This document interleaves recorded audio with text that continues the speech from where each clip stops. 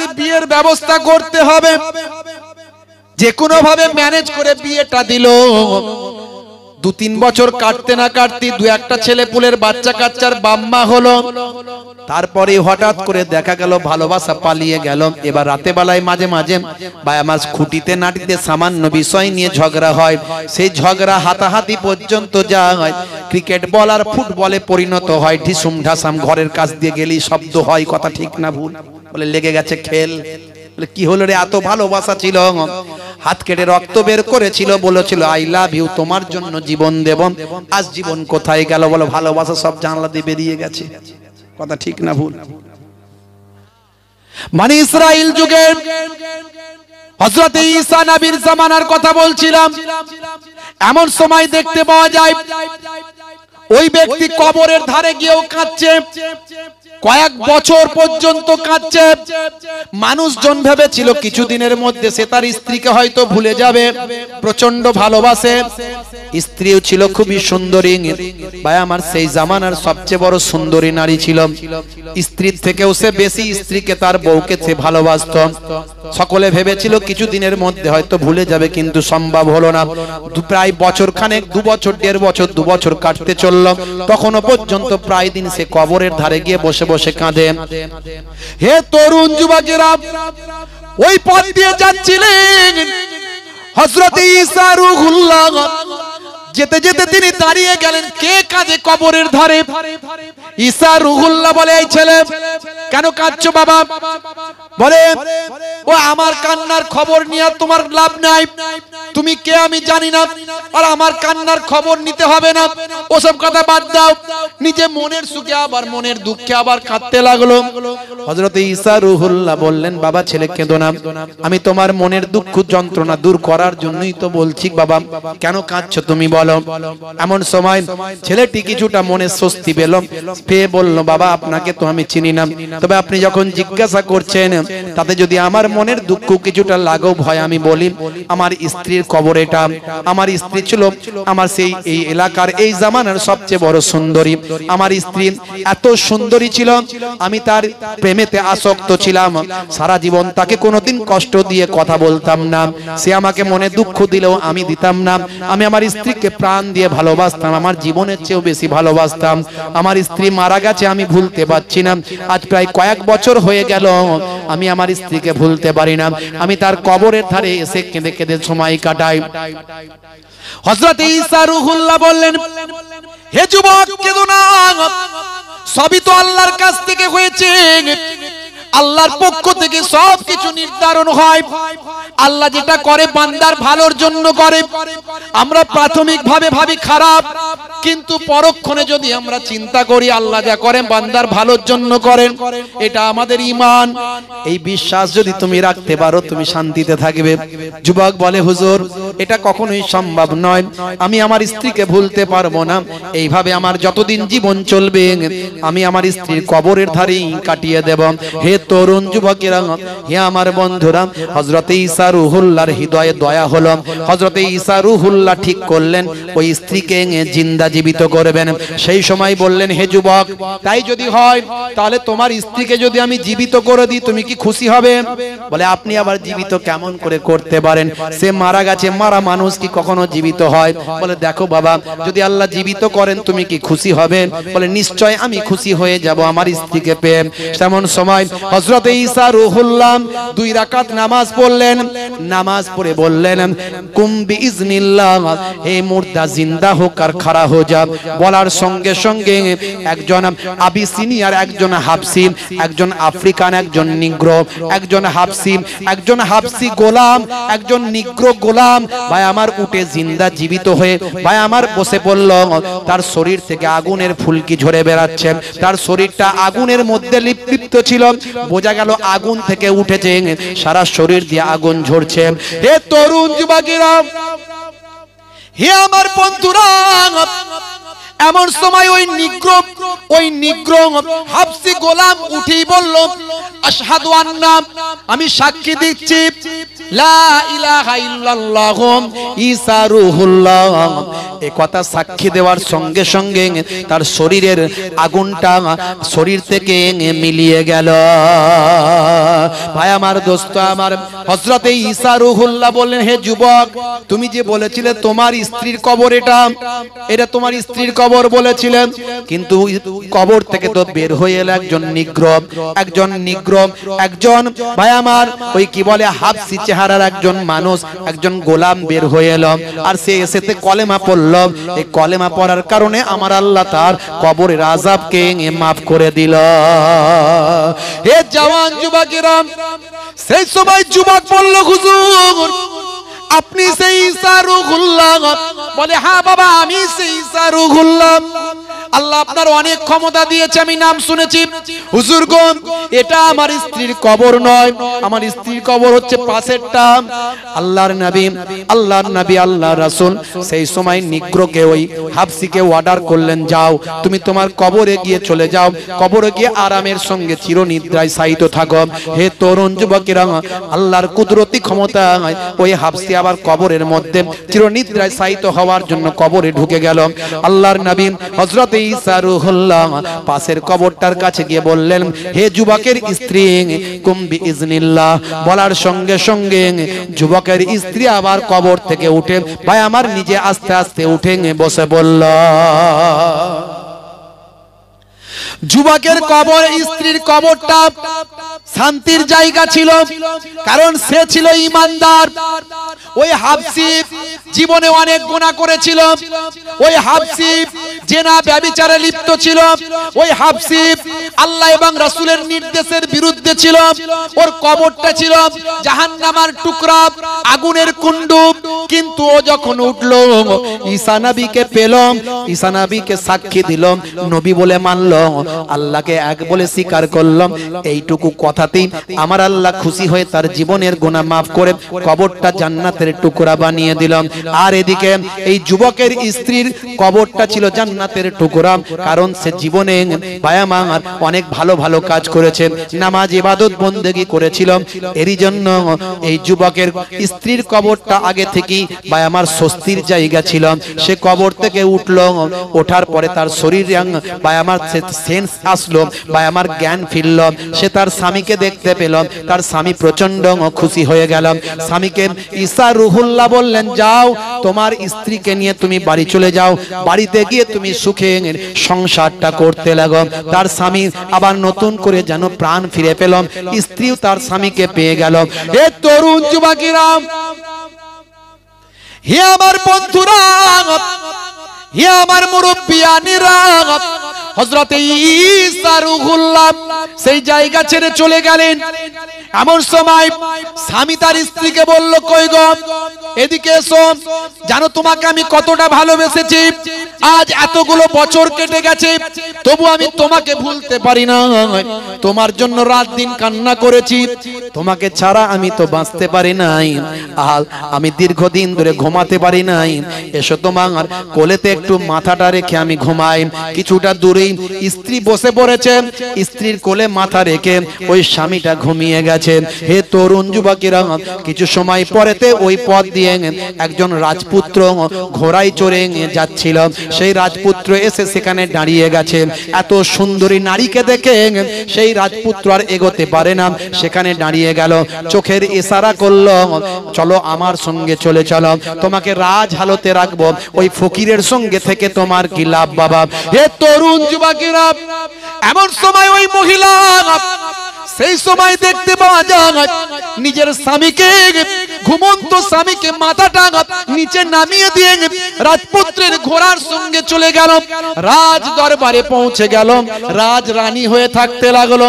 হে জওয়ান যুবকেরা, বন্ধুরা আমার, বহু সময় পরে ওই যুবকের যখন ঘুমটা উঠেছে, ঘুমটা ভেঙেছে, তখন সে বুঝতে পারলো এখান থেকে কোনো ঘোড়া এসে আমার স্ত্রীকে তুলে নিয়ে গেছে, নিশ্চয় কোনো ব্যক্তি এসে আমার স্ত্রীকে তুলে নিয়ে গেছে। ঘোড়ার পায়ের ছাপ দেখলো, সেই ছাপ, ঘোড়ার পায়ের ছাপ চিহ্ন পর্যবেক্ষণ করে চলতে চলতে একেবারে রাজ দরবারে গিয়ে পৌঁছে গেল। বানানো গল্প বলছি না, ঈসা নবীর জামানার ঘটনা এটা, বানি ইসরাইলদের মধ্যে ঘটেছিল। যারা বিশ্বাসী তারা মানবে। ভাই আমার, তাফসীর পড়বেন, কোরআনের পাবেন। তাফসীরে কাসাব, বাইজাবি, ইবনে কাসির, তাবারি, জামাকসারি, বড় বড় কিতাব। এই কোরআন পড়লে শুধু হবে না, কোরআনের ব্যাখ্যা জানতে হবে। কোরআন 23 বছর ধরে 6666টা আয়াত, কখনো 1 লাইন, কখনো 2 লাইন, কখনো 5 লাইন, স্থান কাল পাত্র বিশেষে একটু একটু করে ভাই আমার পথ নির্দেশ করেছে আল্লাহর নবীকে। এই নবী এটা করুন, এই নবী ওটা করুন, এই ঘটনাটা শুনুন, ওই ঘটনাটা শুনুন। বুঝতে পারছেন? আপনি কোরআনের একটা লাইন পড়ে আর বিরূপ মন্তব্য করে মানুষের মাঝখানে বিভ্রান্ত ছড়াবেন না। তার আগের লাইন পরের লাইনটা পড়ুন। কোন এক জায়গায় বলা হয়েছে ওইটা করো, সেটাকে আপনি ধরে নিলেন, কিন্তু তার আগের লাইনে কি বলা হলো, পরের লাইনে কি বলা হলো, সেটাকে ধরলেন না। কোরআন মাজিদ বুঝতে হবে। কোরআন মাজিদে আল্লাহ বলেছেন লা তাকরাবুস সালাত ওয়া আনতুম সুকারা, যখন নেশাগ্রস্ত থাকবে নামাজের ধারে কাছে যাবে না। এই আয়াত দ্বারাই বোঝা গেল নেশা চলবে, নেশা নিষেধ নয়। নেশা করলে নামাজ পড়ো না, এটুকুই বলা হলো। আবার অন্য আয়াতে বলা হলো ইন্নামাল খামরু ওয়াল মাইসিরু ওয়াল আনসাবু ওয়াল আজলামু রিজসুম মিন আমালিশ শাইতান। এই আয়াত দ্বারা ডাইরেক্ট মদকে আল্লাহ হারাম করলেন। তাহলে আপনি যদি বলেন কই ওখানে তো মদ খাওয়া হারাম নয়, নেশা করলে নামাজ পড়া চলবে না, বাকি সময় নেশা করা চলবে, তাহলে তো হয়ে গেল। ওই আয়াত ধরে ওই আয়াত দিয়ে পরের আয়াত দিয়ে আগের আয়াতকে ক্যান্সেল করা হয়েছে। পড়বো সবই, কিন্তু আগের আয়াতটা মানবো না, আগের আয়াতটা গ্রহণ করব না, আগের আয়াতের নির্দেশনাটা গ্রহণ করব না। সবই মানবো, সবই নেব, কোরআন মাজিদ মুখস্থ করব, পড়বো, কিন্তু আল্লাহ রাব্বুল আলামিন একটা আস্তে আস্তে আস্তে আস্তে মানুষকে চেঞ্জ করেছেন। তাই একটা আয়াত দ্বারা অন্য আয়াতকে ক্যান্সেল করা হয়েছে। এগুলোকে বলা হয় নাসিখ মানসুখ আয়াত। আপনি কোরআনের একটা আয়াত পেয়ে গেলেন, হায় অমুককে মারতে হবে বলেছে, ধরে নিলেন। আর কত জায়গায় যে দয়া করতে হবে, রহম করতে হবে, কত জায়গায় যে মানুষকে ভালোবাসতে হবে, সেগুলো বলল, সেগুলো তো শুনলেন না, পড়লেন না। সুযোগ সন্ধানী খেলোয়াড়, মানুষের মাঝখানে বিভাজন ছড়াচ্ছেন শুধু শুধু কোরআনের আয়াতকে ভাই আমার ভুল ব্যাখ্যা করে। এই জন্য কোরআনের যারা সঠিক ব্যাখ্যা জানে তার কাছ থেকে ব্যাখ্যা নেবেন, এই আং বাং তাং তার কাছ থেকে ব্যাখ্যা নেবেন না। इस्लाम शांतिर कथा बोलेছে, अंधे को रास्ता दिखाने का नाम है इस्लाम, भूखे को खाना खिलाने का नाम है इस्लाम, प्यासे को पानी पिलाने का नाम है इस्लाम, अमानत का नाम है इस्लाम, इबादत का नाम है इस्लाम और मोहब्बत का नाम है इस्लाम। কোরআন বলে দিয়েছে লা ইয়ারহামুল্লাহু মান লা ইয়ারহামুন নাস, যে মানুষের উপর দয়া করে না মহান স্রষ্টা তার উপর দয়া করেন না। কোরআনে আল্লাহ বলে দিয়েছেন লাকুম দীনুকুম ওয়ালিয়া দীন, তুমি তোমার ধর্ম করো, আমি আমার ধর্ম করি। আল্লাহ জানিয়েছেন, নবী বলেছেন লা ইকরা ফিদ দীন, ধর্মে কোনো জবরদস্তি নাই। দ্বন্দ্ব কোথায়? আমি তো শ্রী রামকৃষ্ণ পরমহংসদেবের বাণীগুলোকে বলি, কত সুন্দর তারা কথা বলেছেন। স্বামী বিবেকানন্দজির বাণীগুলোকে মানুষের কাছে বলি, দেখো প্রত্যেকটা মনীষী তাদের কাছ থেকে আমাদের ভালো জিনিসগুলো নেওয়ার আছে, নিতে হবে। যার কাছ থেকে যে ভালো জিনিসগুলো আছে নিতে হবে। স্বামী বিবেকানন্দজি বলেছেন জীবে প্রেম করে যেইজন সেইজন সেবিছে ঈশ্বর। মানুষকে ভালোবাসতে হবে, তবেই তুমি স্রষ্টাকে পাবে। 1450 বছর আগে আল্লাহর কোরআন সে একই কথাই বলেছে, মানুষকে ভালোবাসো। কাল কিয়ামতের দিনে আল্লাহ বলবেন, হে বান্দা আমি ক্ষুধার্ত ছিলাম, তুমি তো আমাকে খাওয়াও না। আল্লাহ, আপনি আবার ক্ষুধার্ত কেমন ছিলেন? তোমার পাশের বাড়ির ব্যক্তিটা ক্ষুধার্ত ছিল, সে ক্ষুধার্ত থাকা মানে আমি আল্লাহ ক্ষুধার্ত ছিলাম। এখানে কোনো মুসলমান নয়, হিন্দু নয়, খ্রিস্টান নয়, মানুষ। আগে মানুষ হও, তারপরে মুসলমান হবে। মানুষই হতে পারলাম না তো কিসের মুসলমান? আল্লাহ বলবেন, হে বান্দা আমি উলঙ্গ ছিলাম, তুমি তো পোশাক পরালে না। আল্লাহ আপনি আবার উলঙ্গ কেমন করেছিলেন? তোমার পাশের বাড়ির ব্যক্তির পোশাক ছিল না, ছেঁড়া পোশাক পরে ঘুরে বেড়াতো, তাকে তো একটা পোশাক তুমি দিলে না। কোন মুসলমান নয়, হিন্দু নয়, খ্রিস্টান নয়, জৈন নয়, পাশের বাড়ির ব্যক্তি কষ্ট পেলে তোমাকে অনুভব করতে হবে, তার কষ্ট লাঘব করতে হবে, এর নাম ইসলাম। জোরে বলুন সুবহানাল্লাহ। আমরা ইসলামের অপব্যাখ্যা করি, এখন নানা রকমের দল মত রাজনীতি সব চলে এসছে, বুঝতে পারছেন?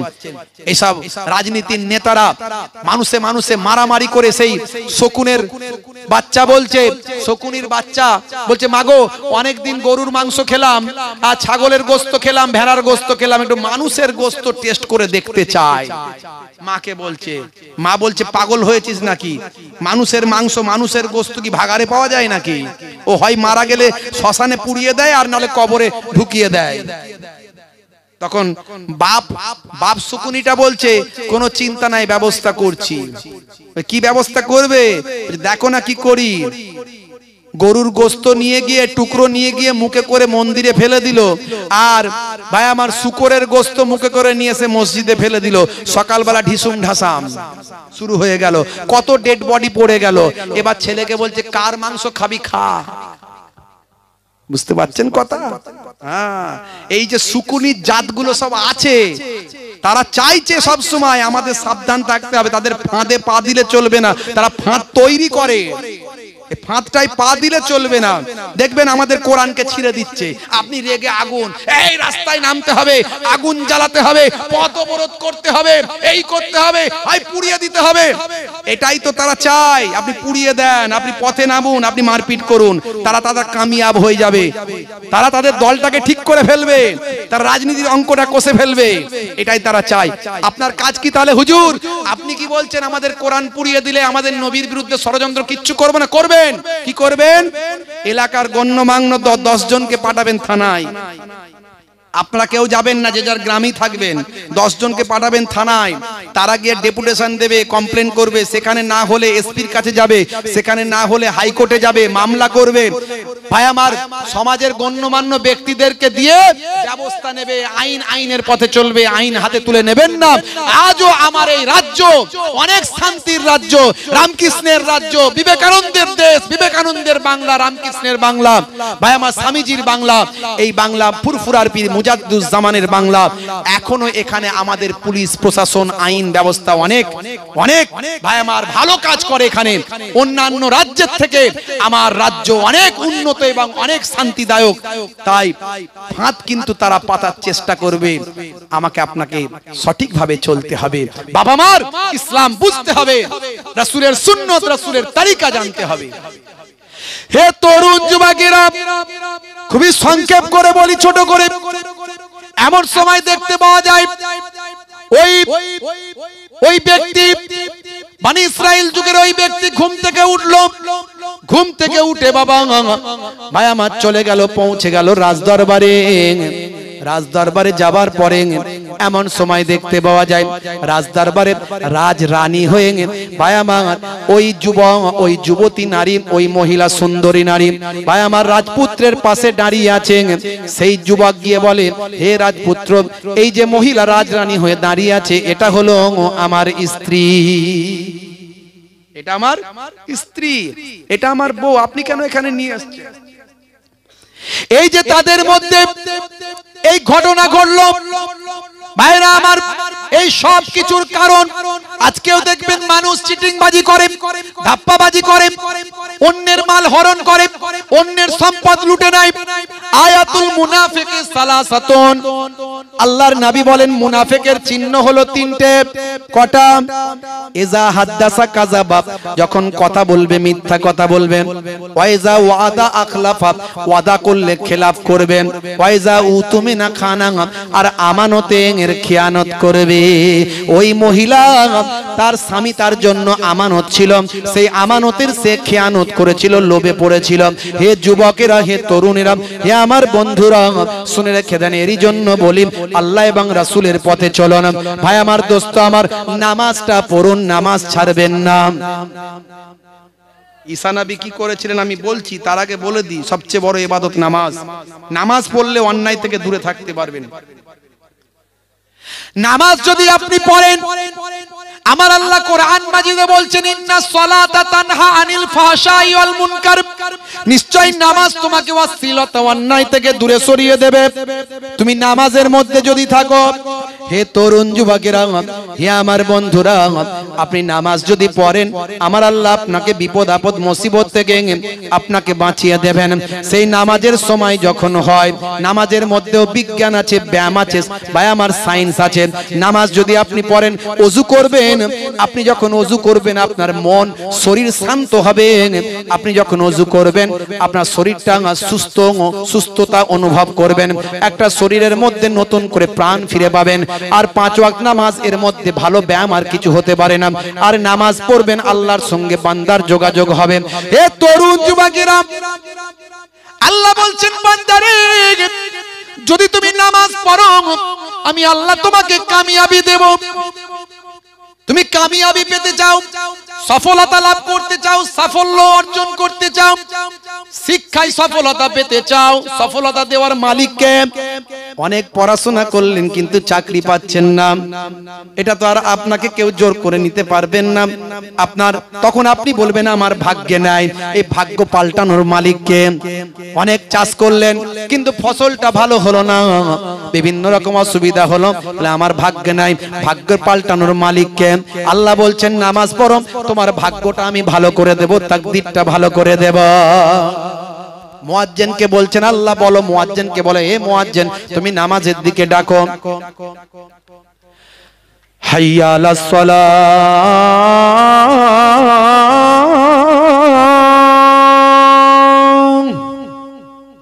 এসো নামাজের দিকে এসো। তার মানে কি? নামাজের দিকে এসো।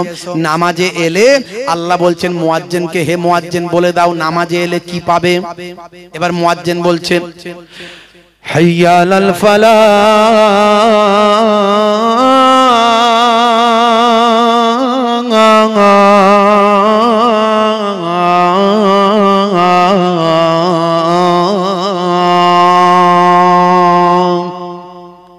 নামাজে এলে আমি আল্লাহ তোমাকে কামিয়াবি দান করব, সফলতা দেব। মুয়াজ্জিন যখন আযান দেয় হাইয়া আলাস সালাম, মুসলমানের ছেলে বলে পাঁচতলাতে পালা, মাচাতে পালা, চায়ের দোকানে পালা। কেন রে ভাই? বলে মুয়াজ্জিন যদি দেখতে পায় তাহলে বলবে পল্টু নামাজ পড়বি আয়, তাই তাড়াতাড়ি চায়ের দোকানে গিয়ে একটু তাসটা খেলি, ক্যারামটা খেলি ভাই, একটু মাঝে মাঝে ফ্রি ফায়ার আর পাবজিটা চালাই। হে মুসলমানের ছেলে, নামাজের যখন আজান যখন হয়, মসজিদ তলা থেকে যুবক পালিয়ে পাবজি আর ফ্রি ফায়ারটা চালায়। হে যুবকেরা, গেম আপনার মোবাইলে যে গেমগুলো অনলাইন গেম, এই অনলাইন গেমগুলো আপনার জন্য খেলা হারাম। কারণ এতে ভাই আমার ব্রেন আর কাজ করে না, সময় কাজ করে না, ঘন্টার পর ঘন্টা চলে যায়। পিতার অবাধ্য, পুত্রের অবাধ্য, লেখাপড়ার চ্যুত ভাই আমার নেশা হয়ে যায়। নেশা হলো ইসলামে হারাম। আর এই অনলাইন গেমগুলো শারীরিক মানসিক ভাবে আপনার ক্ষতিগ্রস্ত করছে, আপনার জীবনটা ধ্বংস করে দিচ্ছে, তাই এগুলো হারাম বলে ফতোয়া এসেছে। এর আগেও আমি বলেছি অনলাইন গেমগুলো খেলা হারাম, আজও বলে যাচ্ছি খেলা হারাম। হে যুবকেরা, ফ্রি ফায়ার নিয়ে আমি ওয়াজ করেছিলাম, আমার বক্তব্য ইন্টারন্যাশনাল ভাইরাল হয়েছিল। অ্যাডাম আর ইভের character Free Fire company banned করেছিল, যার কথা শুনে আমি সে আপনাদের ভাই, আমার বক্তব্য শুনে অ্যাডাম আর ইভের ক্যারেক্টার চেঞ্জ হয়েছিল। আপনারা জানেন আমি Adam means Adam, with evidence, with document, আমি সেখানে অ্যাপ্রুভ করেছিলাম, বলেছিলাম। এত ভাইরাল হয়েছিল অ্যাডাম আর ইভ নিয়ে যখন বলেছিলাম, ভারত, পাকিস্তান, আফগানিস্তান, বাংলাদেশ কয়েকটা দেশেতে বিভিন্ন ভাষায় বিভিন্ন ল্যাঙ্গুয়েজে ভার্সন চেঞ্জ হয়ে ভাই আমার 1 থেকে 1.5 মাসের মধ্যে অ্যাডাম আর ইভের ক্যারেক্টার কোম্পানি চেঞ্জ করে দিয়েছিল। যারা প্রথম ফ্রি ফায়ার খেলতো তারা জানে। আমি সেদিনও বলেছিলাম হারাম, আজও বলে যাচ্ছি হারাম। আপনি মোবাইলে একটা নামাজের অ্যাপ ডাউনলোড করবেন, কোরআন মাজিদের বাংলা অ্যাপ ডাউনলোড করবেন, দয়ার নবীর জীবনী ডাউনলোড করবেন, জীবনটা ধন্য হয়ে যাবে। নামাজের সময় যখন হবে মসজিদে যাবেন, অন্যায় অবিচার পাপ আপনার কাছ থেকে সরে চলে যাবে। ওয়াক্ত যে হলো ওযু করো, মসজিদে চলো, খোদার হুকুম পালন করো, নামাজটা পড়ো, ওয়াক্ত যে হলো ওযু করো, মসজিদে চলো। জোরে হবে না? ভাঙাচোরা কবি তো, যেগুলো গাই সব আমারই লেখা, একটু সময় পেলে একটু চালায় আর কি, কলম আর কি। दिन राते 5 वक्त नामाज पढ़ले पाबे भाई जन्नत। वक्त जे हलो ओजू करो, मस्जिदे चलो, खुदार हुकुम पालन करो, नामाजटा पढ़ो, वक्त जे हलो ओजू करो, मस्जिदे चलो। फजरेर समय होले मस्जिदे जाओ तुमी चले, থেকো না বিছানায় শুয়ে, খোদা দেন রহমত ঢেলে। জোরে হবে না?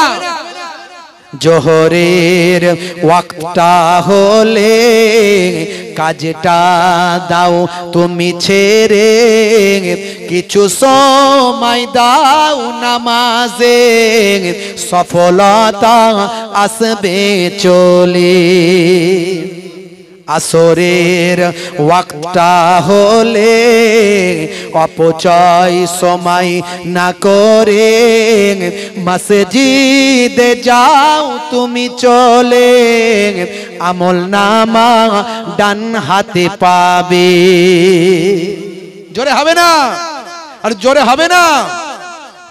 মাগরিবের ওয়াক্ত আসিলে মসজিদে যাও তুমি চলে, কবরের আযাব থেকে মুক্তি প্রভু দেবে। ওয়াক্ত যে হলো ওযু করো, মসজিদে চলো, খোদার হুকুম পালন করো, নামাজটা পড়ো, ওয়াক্ত যে হলো ওযু করো, মসজিদে চলো। দিন রাতে 5 ওয়াক্ত নামাজ পড়লে পাবে ভাই জান্নাত। জোরে হবে না? নামাজটা ছাড়বেন না। নামাজ যদি আপনি ছাড়েন আপনার মধ্যে প্রতারণা আসবে না। নামাজ যদি আপনি পড়েন আপনার মধ্যে আমানতের খেয়ানত আসবে না। হে তরুণ যুবকেরা, হযরত ঈসা রূহুল্লাহ সেই পথ দিয়ে যাচ্ছিলেন, এমন সময় রাজ দরবারের সামনে ওই যুবককে দেখতে পেয়ে দাঁড়িয়ে গেলেন। দাঁড়িয়ে গিয়ে বললেন, হে যুবক তুমি এখানে? এই তো সেই মহিলা তোমার স্ত্রী না? বলে হ্যাঁ হুজুর। এখানে কেমন করে এলো? হে তরুণ যুবকেরা, হে আমার মুরব্বিয়ানেরা, সেই সময় ওই যুবক সবকিছু বলল। আমার স্ত্রী, এই যে আমার স্ত্রী রাজপুত্রের প্রেমে প্রেমাসক্ত হয়েছে। আমি এতগুলো বছর ধরে যাকে আমি অন্ধের মতো ভালোবাসতাম, সে আজকে ভাই আমার কবর থেকে ওঠার পরে তার রূপ জৌলস সৌন্দর্য, তার সুন্দরী এই লাবণ্য ভাই আমার রাজপুত্রকে মুগ্ধ করেছে। রাজপুত্রের অনেক টাকা, অনেক সম্পদ, রাজপুত্র বলে কথা, আমার স্ত্রী তার প্রেমে প্রেমাসক্ত হয়েছে। আমার সারাটা জীবনের প্রেম ভালোবাসা সব এখন বৃথা হয়ে গেছে। এ তরুণ যুবকেরা, আল্লাহর নবী বুঝতে পারলেন, দেখো দেখো মানুষ দুনিয়ার জন্য পেরেশান। আহারে হে জওয়ান যুবকেরা, হযরতে ঈসা রূহুল্লাহ বললেন, একজন আজকে ভাই আমার কবর থেকে উঠে ঈমানদার হয়ে গেল, একজন বেঈমান কবর থেকে উঠে ঈমানদার হলো, আর একজন ঈমানদার কবর থেকে উঠে বেঈমান হয়ে গেল। কারণ ভাই আমার সেই হাবশী যুবক যে সারাটা জীবন জেনা ব্যভিচার অন্যায় লিপ্ত ছিল, সে আজকে কবরের আযাব থেকে মুক্তি পেয়ে সে উঠি আমাকে সাক্ষী দিয়ে আল্লাহকে এক বলে মেনে সে ঈমানদার হলো। আর এই মহিলা যে ঈমানদার অধিকার ছিল, সে ওঠার পরে ভাই আমার রাজপুত্রের প্রেমাসক্তে আসক্ত হয়ে জেনা ব্যভিচার করে সে আজকে বেঈমান হয়ে গেল। এমন সময় হযরতে ঈসা রূহুল্লাহ বলেছিলেন, হে মহিলা, তোমার আর বাঁচার কোনো অধিকার নাই, যাও তুমি আগের জায়গায় ফিরে যাও, যেমন তুমি কবরে ছিলে কবরে চলে যাও। বলার সঙ্গে সঙ্গে সেই মহিলা মারা গেল, তাকে আবার সেই কবরেই দাফন করা হলো। এই যুবককে বলেন, হে যুবক, তোমাকে বলেছিলাম আল্লাহর নির্দেশ মানো, আল্লাহ ভাগ্যে ভালো মন্দ যা কিছু করে সব আল্লাহ মঙ্গলের জন্য ভালোর জন্যই করে, তুমি কিন্তু মেনে নিয়েছিলে না।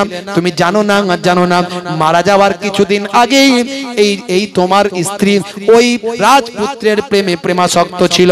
যখন তুমি ঘুমিয়ে গিয়েছিলে, রাজপুত্র যখন তাকে দেখতে পেল, সে সঙ্গে সঙ্গে তোমাকে শুইয়ে দিয়ে ওই রাজপুত্রের সঙ্গে চলে গেল। তার মানে সে আমানতের খিয়ানত করলো। আর যেটা ঘটেছিল সেটা ভালোই ঘটেছিল। সে যে আগে মারা গিয়েছিল, সে ঈমানদার অবস্থায় কবরে গিয়েছিল। এতদিন পর্যন্ত সে জেনা ব্যভিচারে লিপ্ত ছিল না। এখন সে তোমাকে ছেড়ে দিয়ে জেনা ব্যভিচারে লিপ্ত হয়ে সেই ঈমানের খাতা থেকে তার নামটা কেটে গেল। একজন কবর থেকে উঠল, উঠে ঈমানদার হলো, আর একজন কবর থেকে উঠে বেঈমান হয়ে গেল। বুঝতে পারছেন ভাইরা আমার, তরুণ যুবকেরা আমার, ভাগ্যে ভালো মন্দ যা কিছু হয় আল্লাহর পক্ষ থেকে হয়। এই এত কিছুকে বিশ্বাস করার নাম হলো ঈমান। আর ঈমানের পরে আপনার যত সুন্নতের কথা বললাম, যত ফরজ ইবাদতের কথা বললাম, নামাজ রোজা হজ যাকাত, এগুলো সব আমল। তাহলে ঈমান আর আমল দুটো ওয়াজ, দুটো কথা আমি আপনাদের মাঝখানে বলতে এসেছিলাম, বলে দিলাম, কমপ্লিট করলাম কথা। ভাই আমার, তার মাঝখানে অনেক কথা বলেছি, ইতিহাস, বিজ্ঞান, বাস্তব তথ্য উদাহরণ দিয়েছি। বাবা আমার, তাহলে সবচেয়ে বড় কথা হলো আজকের এই আলোচনা থেকে দুটো জিনিস নিয়ে যাবেন। একটা হলো ঈমানদার হবেন, ঈমান কাকে বলে আমি বলেছি। আর আমলগুলোর মধ্যে সবচেয়ে বড় আমল, সবচেয়ে বড় ইবাদত হলো নামাজ, রোজা, হজ, যাকাত। তার সঙ্গে সঙ্গে নবীর সুন্নতগুলো, নবী যা বলেছেন সেভাবে করবেন। আল্লাহ বলছেন, বান্দা তোদের আমি ইবাদত ছাড়া অন্য কোনো উদ্দেশ্যে পাঠাইনি, ইবাদতের জন্যই তো পাঠিয়েছি। ইবাদত করে আপনি পৃথিবী থেকে যাবেন, আপনি সংসার ধর্ম করবেন, কাজ কারবার করবেন, ব্যবসা বাণিজ্য করবেন, সবের মধ্যে ইবাদত পাবেন। জোরে বলুন, যদি নবী আনা তরিকায় হয়। জোরে বলুন সুবহানাল্লাহ। ভাইরা আমার, তরুণ যুবকেরা আমার, সবচেয়ে বেশি নবীকে ভালোবাসবেন, দয়ার নবীর সুন্নতের তাবেদারি করবেন। আমি আপনাদের খেদমত থেকে বিদায় নেব। পরবর্তী অতিথি তিনি নিশ্চয় চলে এসেছেন তো নাকি? আর নিয়ে চলে আসেন, জান। আর দেরি করব না বাপ, আপনাদের খেদমত থেকে বিদায় নেব। একবার দরুদ শরীফ আল্লাহ। তাবারুক আছে, শেষে দেওয়া হবে, তাই তো? তাবারুক আছে, শেষে দেওয়া হবে। তাবারুক না খেয়ে কেউ যাবেন না। ভাইরা আমার, তরুণ যুবকেরা আমার, মুরব্বিয়ানেরা আমার, দরুদ শরীফ আল্লাহুম্মা। দোয়া করতে হবে, ওনাকে নিয়ে চলে আসেন, আমি ছোট করে দোয়া করে দেব। ওয়া আলা আলি।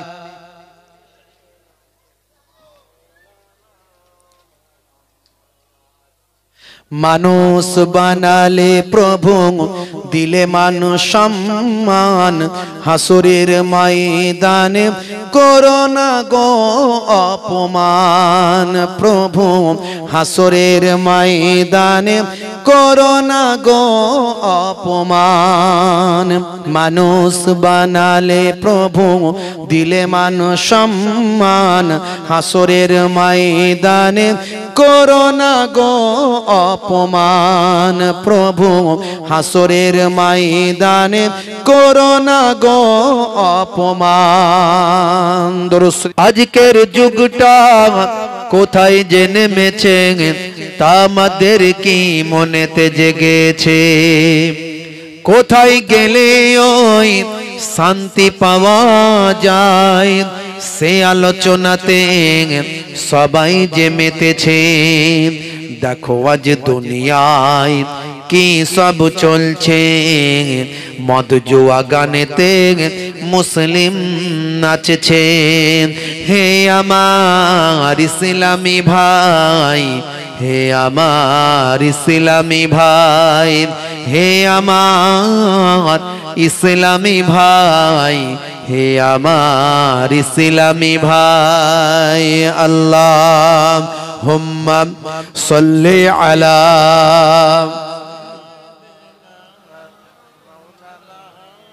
ওয়া আলা আলি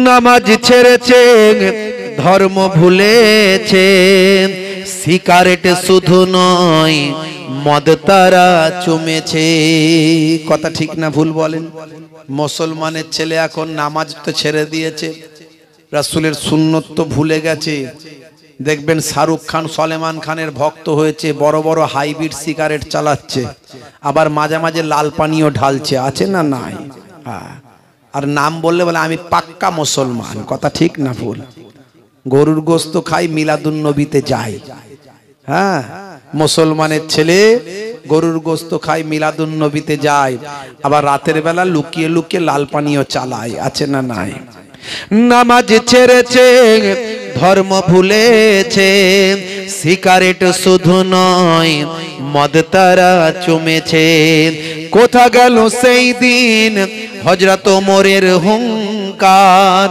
মাতালেরা মদ খাওয়া তখনই ছেড়েছে ইসলামী কালেমা তারা সব পড়েছে ইসলামী জয়গান তারা সব গেয়েছে হে আমার ইসলামী ভাই হে আমার ইসলামী ভাই হে আমার ইসলামী ভাই হে আমার ইসলামী ভাই আল্লাহুম্মা সাল্লি আলা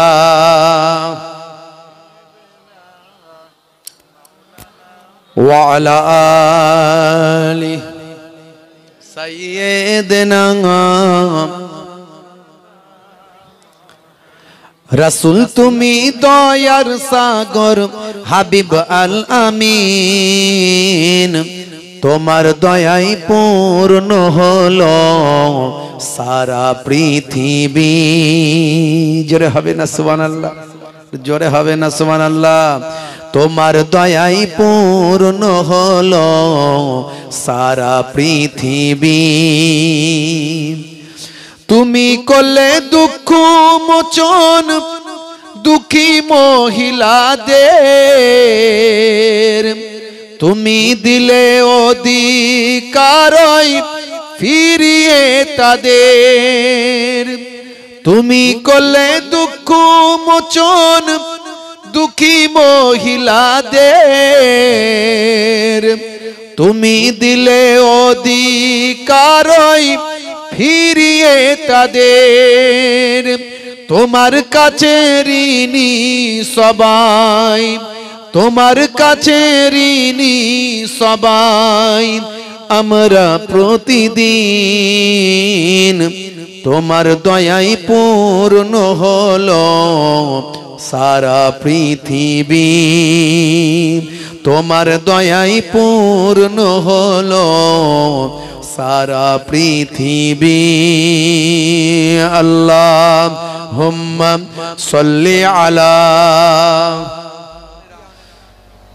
খুব অল্প সময়ের জন্য একটু জিকরুল্লাহ জিকরুন নবীর আলোচনা পৃথিবীতে আমাকে আপনাকে আল্লাহ রাব্বুল আলামিন পাঠিয়েছেন হই হই করে ঘুরে বেড়ানোর জন্য নয় আজ বেঁচে আছেন কাল থাকবেন কিনা গ্যারান্টি নাই এই যে আপনাদের ইমাম সাহেব তিনি চলে গেলেন আমাকে বললেন হুজুর আমি চলে যাচ্ছি একটা জানাজার ব্যাপার আছে জানাজার ব্যাপার আছে ওনারই নিজের ঘরের আত্মীয় সম্পর্কে হঠাৎ সাপে কামড়েছে বুঝতে পারছেন আহারে ভাইরা আমার তরুণ যুবকেরা আমার মুরব্বিয়ানেরা আমার কখন কার কি বিপদ আসে আমরা কেউ জানি না আল্লাহ রাব্বুল আলামিন আপনাকে সুস্থ রেখেছেন কবার শুকরিয়া আদায় করেছেন কবার আল্লাহকে থ্যাঙ্কস টু আল্লাহ আপনি কবার বলেছেন হে আল্লাহ তুমি আমাকে দেখার তৌফিক দিয়েছো অনেকে অন্ধ আমি দেখতে পাচ্ছি তার জন্য তোমাকে আমি ধন্যবাদ জানাই, থ্যাঙ্কস জানাই, শুকরিয়া জ্ঞাপন করি। আল্লাহ, কতজন হসপিটালের বেডে পড়ে আছে, আমি সুস্থ হয়ে ঘুরে বেড়াচ্ছি। কবার বলেছেন আল্লাহকে, আল্লাহ তুমি যে আমাকে সুস্থ রেখেছো, এই নিয়ামতের শুকরিয়া আদা আমি করতে পারবো না। থ্যাঙ্কস টু আল্লাহ। আল্লাহ তোমাকে শুকরিয়া জ্ঞাপন করি, তোমাকে থ্যাঙ্কস জানাই, তোমাকে ধন্যবাদ জানাই, তোমার কাছে শুকরিয়া জ্ঞাপন করি। কবার বলেছেন? বলা হয়নি। আল্লাহ রাব্বুল আলামিন আপনাকে আমাকে সুস্থ রেখেছেন। এখন দেখুন, হসপিটালের বেডে কেউ পড়ে আছে, কেউ বিপদের মধ্যে আছে, কেউ চিৎকার করছে, কেউ মারা যাচ্ছে, কেউ কি অসুবিধার মধ্যে আছে। আপনাকে আমাকে আল্লাহ সুস্থ রেখেছেন, ভালো রেখেছেন। এর জন্য আমরা কবার আল্লাহর কাছে শুকরিয়া আদায় করি।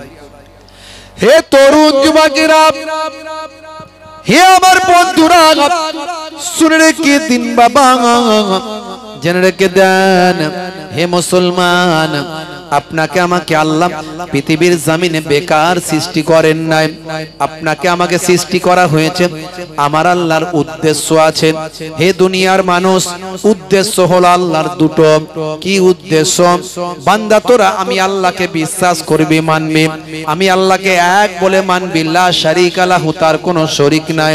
আল্লাহর সঙ্গে কাউকে অংশী করবি না, আল্লাহর সমতুল্য সমকক্ষ কাউকে বানাবি না। আল্লাহ হলেন এক, লা শারীকা লাহু, আল্লাহর সমান আর কেউ নাই।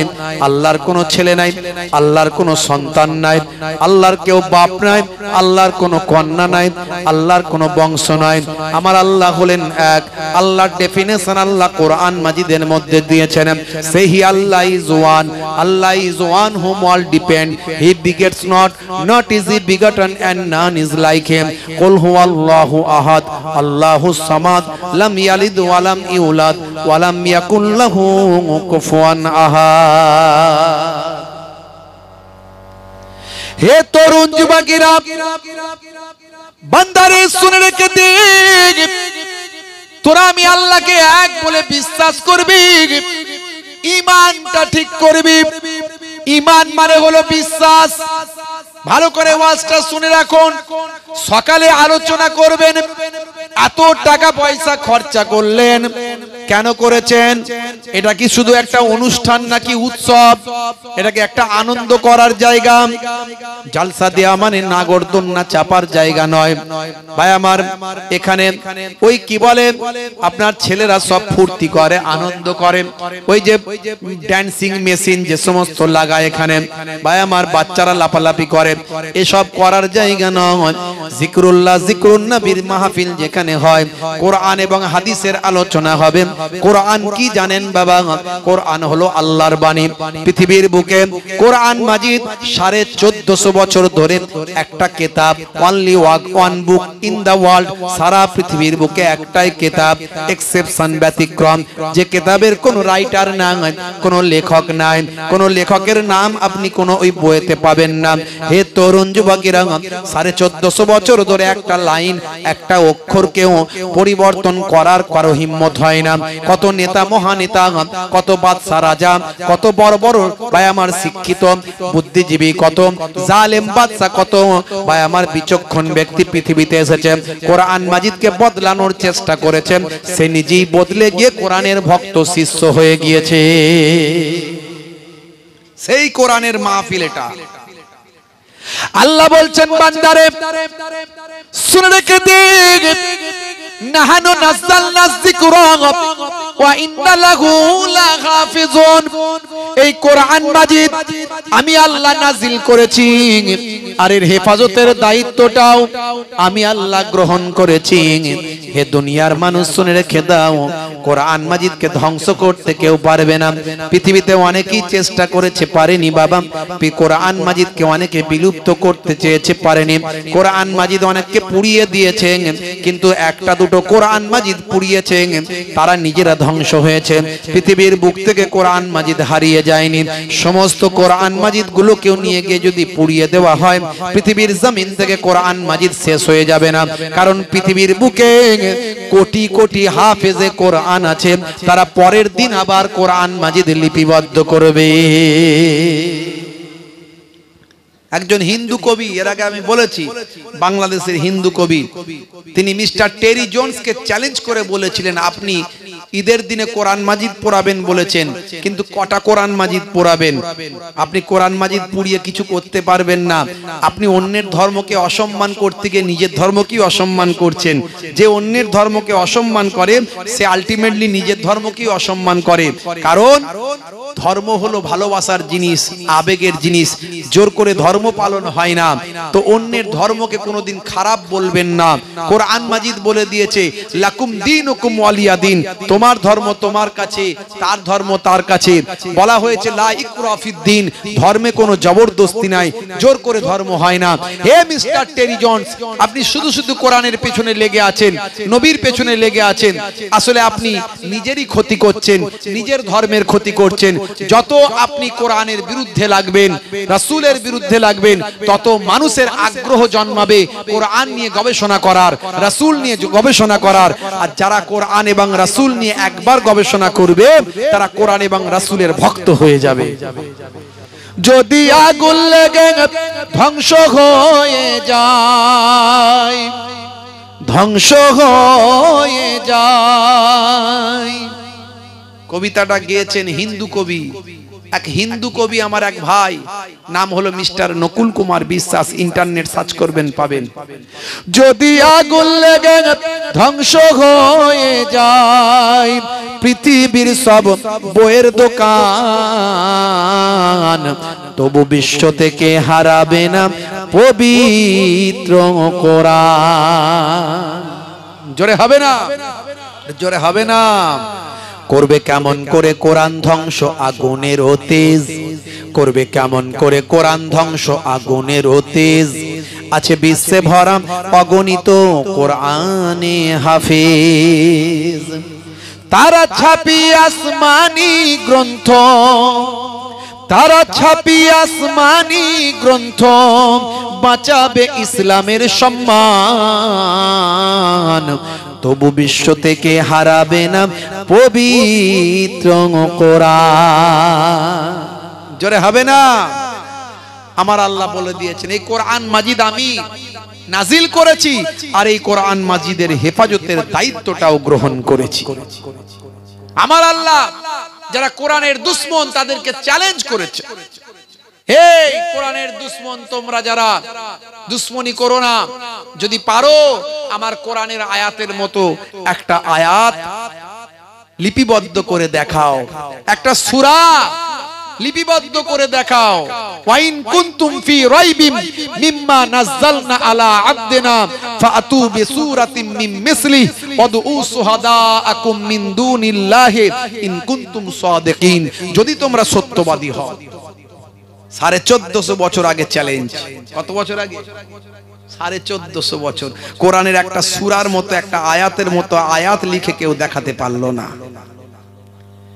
হে তরুণ যুবকেরা, সেই কোরআনের মাহফিল এটা কোন গান বাজনার মজলিস নয়, ড্যান্স, বুকবুকি ড্যান্স, বুঝতে পারছেন? এখন জলসা মানি তো মেলা। কমিটির লোকেরা বলে, হুজুর মেলা দিলে কিছু ইনকাম হয়, তাহলে ইনকামের জন্য কাজ করো, হেদায়েতের জন্য করার দরকার নাই। কথা ঠিক না ভুল? কিন্তু জলসা যদি হেদায়েতের জন্য দাও, তাহলে মেলা বন্ধ করো। আমি ছোট হুজুরের নাতি, পিননগর হুজুরের পোতা, সব জায়গায় দীপ্ত কণ্ঠে বলি, এই জলসাকে কেন্দ্র করে মেলা করবেন না। 10টা গ্রামের ছেলে মেয়েরা আসবে, ফুর্তি করবে, চলে যাবে। ভাই আমার ফোন নাম্বার দেবে আর নেবে, ফুচকা খাবে, আনন্দ করবে, পাঁচতলায় গল্প করবে, যত পাপ করবে, অন্যায় করবে, কমিটির লোকের ঘাড়েতেও একটা অংশ দোষ আল্লাহ চাপিয়ে দেবে। কথা ঠিক না বল? যদি জলসা যদি করো, জলসার মতো করো। হে তরুণ যুবকেরা, হে আমার বন্ধুরা, এটা হলো কোরআনের মাহফিল, এটা হলো হাদিসের মাহফিল। আপনাদের পীরের ঘরের আওলাদ এসেছি, ফুরফুরা শরীফের ছোট হুজুর কেবলার নাতি এসেছি। ছোট হুজুর কেবলা ওয়াজ করতেন বাবা, সুলতানুল ওয়াইজিন বলা হতো। ভাইরা আমার, দিনকে ভাই আমার মানুষের কাছে সঠিক ইসলামকে পৌঁছে দেওয়ার জন্য, শান্তি সম্প্রীতি বজায় রাখার জন্য কত মেহনত করেছেন আমার দাদাজান পীরনগরী হুজুর পীর কেবলা, মায়াপুর পীরনগরী হুজুর পীর কেবলা, যাকে জিন্দা পীর জিন্দা ওলি বলা হতো। ওই এলাকায় আজও গেলে খবর নেবেন, মুসলমানরা বলেন জিন্দা পীর, আর হিন্দু ভাইরা বলেন আমাদের দেবতা। এত তারা সম্মান করে। ভাইরা আমার, জবরদস্ত আল্লাহর ওলি, তারা মানুষকে ভালোবেসেছেন, কে হিন্দু, কে মুসলিম, কে খ্রিস্টান, কে জৈন, কে বৌদ্ধ, তারা মানুষকে ভালোবেসেছেন, মানুষকে বুকে টেনে নিয়েছেন। তাই মানুষ তাদের কাছে এসে হেদায়েত হয়েছে, তাদের কাছে এসে মানুষ দ্বীন পেয়েছে, ইসলাম পেয়েছে। হে তরুণ যুবকেরা, হে আমার বন্ধুরা, আমার আল্লাহ তাআলা পৃথিবীর জমিনে দুটো জিনিস সমস্ত মানুষের কাছে মানার জন্য বলেছেন। ইকোটা একটু কমাও, ইকোটা একটু কমাও, বাকি সব ঠিক আছে। কটা জিনিস জোরে বলেন, কটা? দুটো। একটা হলো বান্দা ইমানদার হয়ে যাও, একটা হলো বান্দা ইমানদার হয়ে যাও, আর একটা হলো বান্দা আমল ওয়ালা হয়ে যাও। ইমানদার কাকে বলে প্রথমে বুঝে নেবেন। ওয়াজ জীবনে অনেক শুনছেন, শুনবেন। সকালবেলা একটু চায়ের দোকানে আপনাকে প্রশ্ন করবে, হ্যাঁ ওয়াজ শুনলি, কি ওয়াজ হলো? কথা ঠিক না ভুল? এত টাকা খরচা করলেন, কি পেলেন? লাভ লোকসানের অঙ্ক কষবেন কি কষবেন না? সবকিছুর লাভ লোকসান আছে। এত টাকা খরচা করলেন, তারও একটা লাভ লোকসান থাকবে। হে তরুণ যুবকেরা আমার, একটু সকালবেলা গবেষণা করবেন। ওয়াজ শুনছেন বাপ, হে জওয়ান যুবকেরা, ওয়াজ শুনে যদি আপনি পরিবর্তন না হলেন, তাহলে আপনার কি লাভ হলো? শুধু ওয়াজ শোনাই হলো, শোনার সব পেলেন কিন্তু পাল্টালেন না। অথচ 1 ঘন্টার আলোচনা যদি আলোচনার মতো আলোচনা হয়, বক্তা যদি বলার মতো বলতে পারে, শ্রোতা যদি শোনার মতো শুনতে পারে, 1 ঘন্টার আলোচনা। আমার নানাজান ছোট হুজুর কেবলার কথা নয়, আমার দাদাজান মায়াপুর পীরনগরী হুজুর কেবলার কথা নয়, আমার আব্বাজান হরিণখোলা হুজুর পীর কেবলার কথা নয়। কথাটা হলো দো জাহানের বাদশাহ হাবিবুল্লাহর কথা। দয়ার নবী বলেছেন, হে দুনিয়ার মানুষ শোনো, তাদারিসুল ইলম, ইলমের দার্স নাও, ফিল লাইলে, রাতের বেলা, সাআতান 1 ঘন্টা। 1 ঘন্টা যদি ইলমের দার্স নাও, 1 ঘন্টা যদি দ্বীনের তালিম নাও, 1 ঘন্টা যদি ওয়াজটা শোনার মতো শোনো, বক্তা যদি বলার মতো বলতে পারেন, আর শ্রোতা যদি শোনার মতো শুনতে পারেন, ওই 1 ঘন্টার আলোচনার মর্যাদা শোনো। দয়ার নবী বলেন, খায়রুম মিন আহিয়াইহা, সারা জীবন ধরে যত নফল ইবাদত করো, তার থেকে 1 ঘন্টার আলোচনাটা অনেক ভালো। জোরে হবে না? কার কথা? দয়ার নবীর কথা, হাদিস। 1 ঘন্টার তালিম, ওয়াজ শোনার মতো শুনুন বাপ। আমা তাওফীকি ইল্লা বিল্লাহ, আমার আল্লাহ আমাকে যদি বলিয়ে নেন একটু মন দিয়ে, তাহলে সমস্ত নবীরা, সমস্ত রাসূলেরা, সমস্ত আউলিয়ায়ে কেরামেরা পৃথিবীর মানুষকে দুটো বার্তা দিয়েছে। দুটো বার্তা। কটা? জোরে বলেন, কটা? দুটো বার্তা। তার মধ্যে একটা হলো ইমানদার হয়ে যাও, একটা হলো ইমানদার হয়ে যাও, আর একটা হলো আমল ওয়ালা হয়ে যাও। যদি আমরা এই দুটো বার্তা গ্রহণ করতে পারতাম, মুসলমান কখনো খারাপ হতো না, মুসলমান কখনো অপরাধী হতো না, মুসলমান কখনো ডাকাতি, চুরি চামারি, ছিনতাই করতো না, মুসলমান কখনো জেনা ব্যভিচারে লিপ্ত হতো না, মুসলমান কখনো লটারিখোর, পাত্তাখোর, গাঁজাখোর, তারিখোর, মদখোর, জেনাখোর মুসলমান হতো না। এই দুটো বার্তা যদি আমরা গ্রহণ করতাম। মুসলিম তুমি নামে হলে আজ, কামে হলে না ভাই। মুসলিম দেখো অপরাধে লিপ্ত কেন হয়। মুসলিম তুমি কোরআন হাদিস পড়তে জানো না, মুসলিম তুমি মসজিদেতে নামাজে এলে না। মুসলিম তুমি নামে হলে আজ, মুসলিম তুমি নামে, মুসলিম এলে ন্যায়ের পথে সমাজ বদলাবে রে, সমাজে বদলাবে। মুসলিম তুমি নামে হলে আজ, কামে হলে না ভাই। মুসলিম দেখো অপরাধে লিপ্ত কেন হয়। বমে বারুদে নেশার থালায় হবে না কারো সাথী, বমে বারুদে নেশার থালায় হবে না কারো সাথী। সালাউদ্দিন আর তাগুলের তুমি যে উত্তরসূরি, ব্যঙ্গ কার্টুনে ব্যঙ্গ সিনেমায় নবীর সম্মান কমে না, ব্যঙ্গ কার্টুনে ব্যঙ্গ সিনেমায় নবীর সম্মান কমে না। গুগল সার্চে সেরা মনীষী খুঁজে দেখো না। গুগল সার্চ করুন আমরা কোন নবীর শিষ্য। গুগল, এই গুগল তো মুসলমানের ছেলেপুলে তৈরি করা নয়, মুসলিম রাষ্ট্রের তৈরি করা নয়। গুগল হচ্ছে অমুসলিম ভাইদের তৈরি করা একটা অ্যাপ, সারা পৃথিবীতে পপুলার। কিছু কম বেশি 700 থেকে 800 কোটি মানুষ আছে পৃথিবীতে, তার মধ্যে 4 থেকে 500 কোটি মানুষ গুগল ফলো করে। সেই গুগল, সেখানে গিয়ে আপনি লিখুন who is the greatest person in the world, Google আপনাকে অ্যানসার দেবে greatest person in the world of prophet মুহাম্মাদুর রাসূলুল্লাহ সাল্লাল্লাহু আলাইহি ওয়াসাল্লাম। সেই নবীর শিষ্য। আপনাকে বুঝতে হবে, ওয়াজ শুনতে হবে, আমল করতে হবে। এই পৃথিবী ক্ষণস্থায়ী, চিরস্থায়ী নয়। আল্লাহ বলছেন বাল তুসিরুনাল হায়াতাদ দুনিয়া ওয়াল আখিরাতু খায়রু ওয়া আবকা। এই দুনিয়া হলো তোমাদের জন্য অল্প দিনের, চিরজীবনের নয়। আমি কালকে একটা কবর জিয়ারত করেছি। Young man, he is young man, সে একজন যুবক, তার কবর জিয়ারত করেছি। অ্যাক্সিডেন্ট, মানে জ্বর হয়েছিল হঠাৎ করে, প্রচন্ড জ্বর। ভাই আমার প্লেটলেটটা কমে গেছে, শরীরের অবস্থা খারাপ। আরে ভাই আমার আর বাঁচলো না, আল্লাহর ডাকে সাড়া দিয়ে দিল। খুব নেক মানুষ ছিল, ভালো মানুষ, মানুষের সেবক ছিল, অনেক উপকার করত। আজকেও যা শুনলাম, এ বেচারাও খুব নামাজি, পরেশগার, আল্লাহওয়ালা মানুষ, খুব ভালো মানুষ ছিল। আল্লাহর ডাকে সাড়া দিয়ে, সব ইয়ং ম্যান, যুবক। হে যুবক, তুমি আজকে ঘুরে বেড়াচ্ছ, তুমি জানো না 5 দিন পরে তোমার মৃত্যু লেখা আছে। আমি আজকে ঘুরে বেড়াচ্ছি, আমি জানি না আমার কবে মৃত্যু লেখা আছে।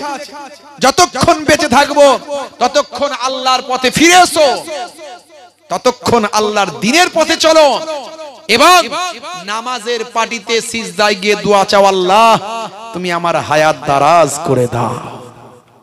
যদি তোমার নির্দিষ্ট হয়ে থাকে, মওত যদি নির্দিষ্ট হয়ে থাকে, তাকদীর যদি মুআয়্যান হয়ে যায়, তোমার হায়াত বাড়বে না, দোয়া চাইলেও বাড়বে না।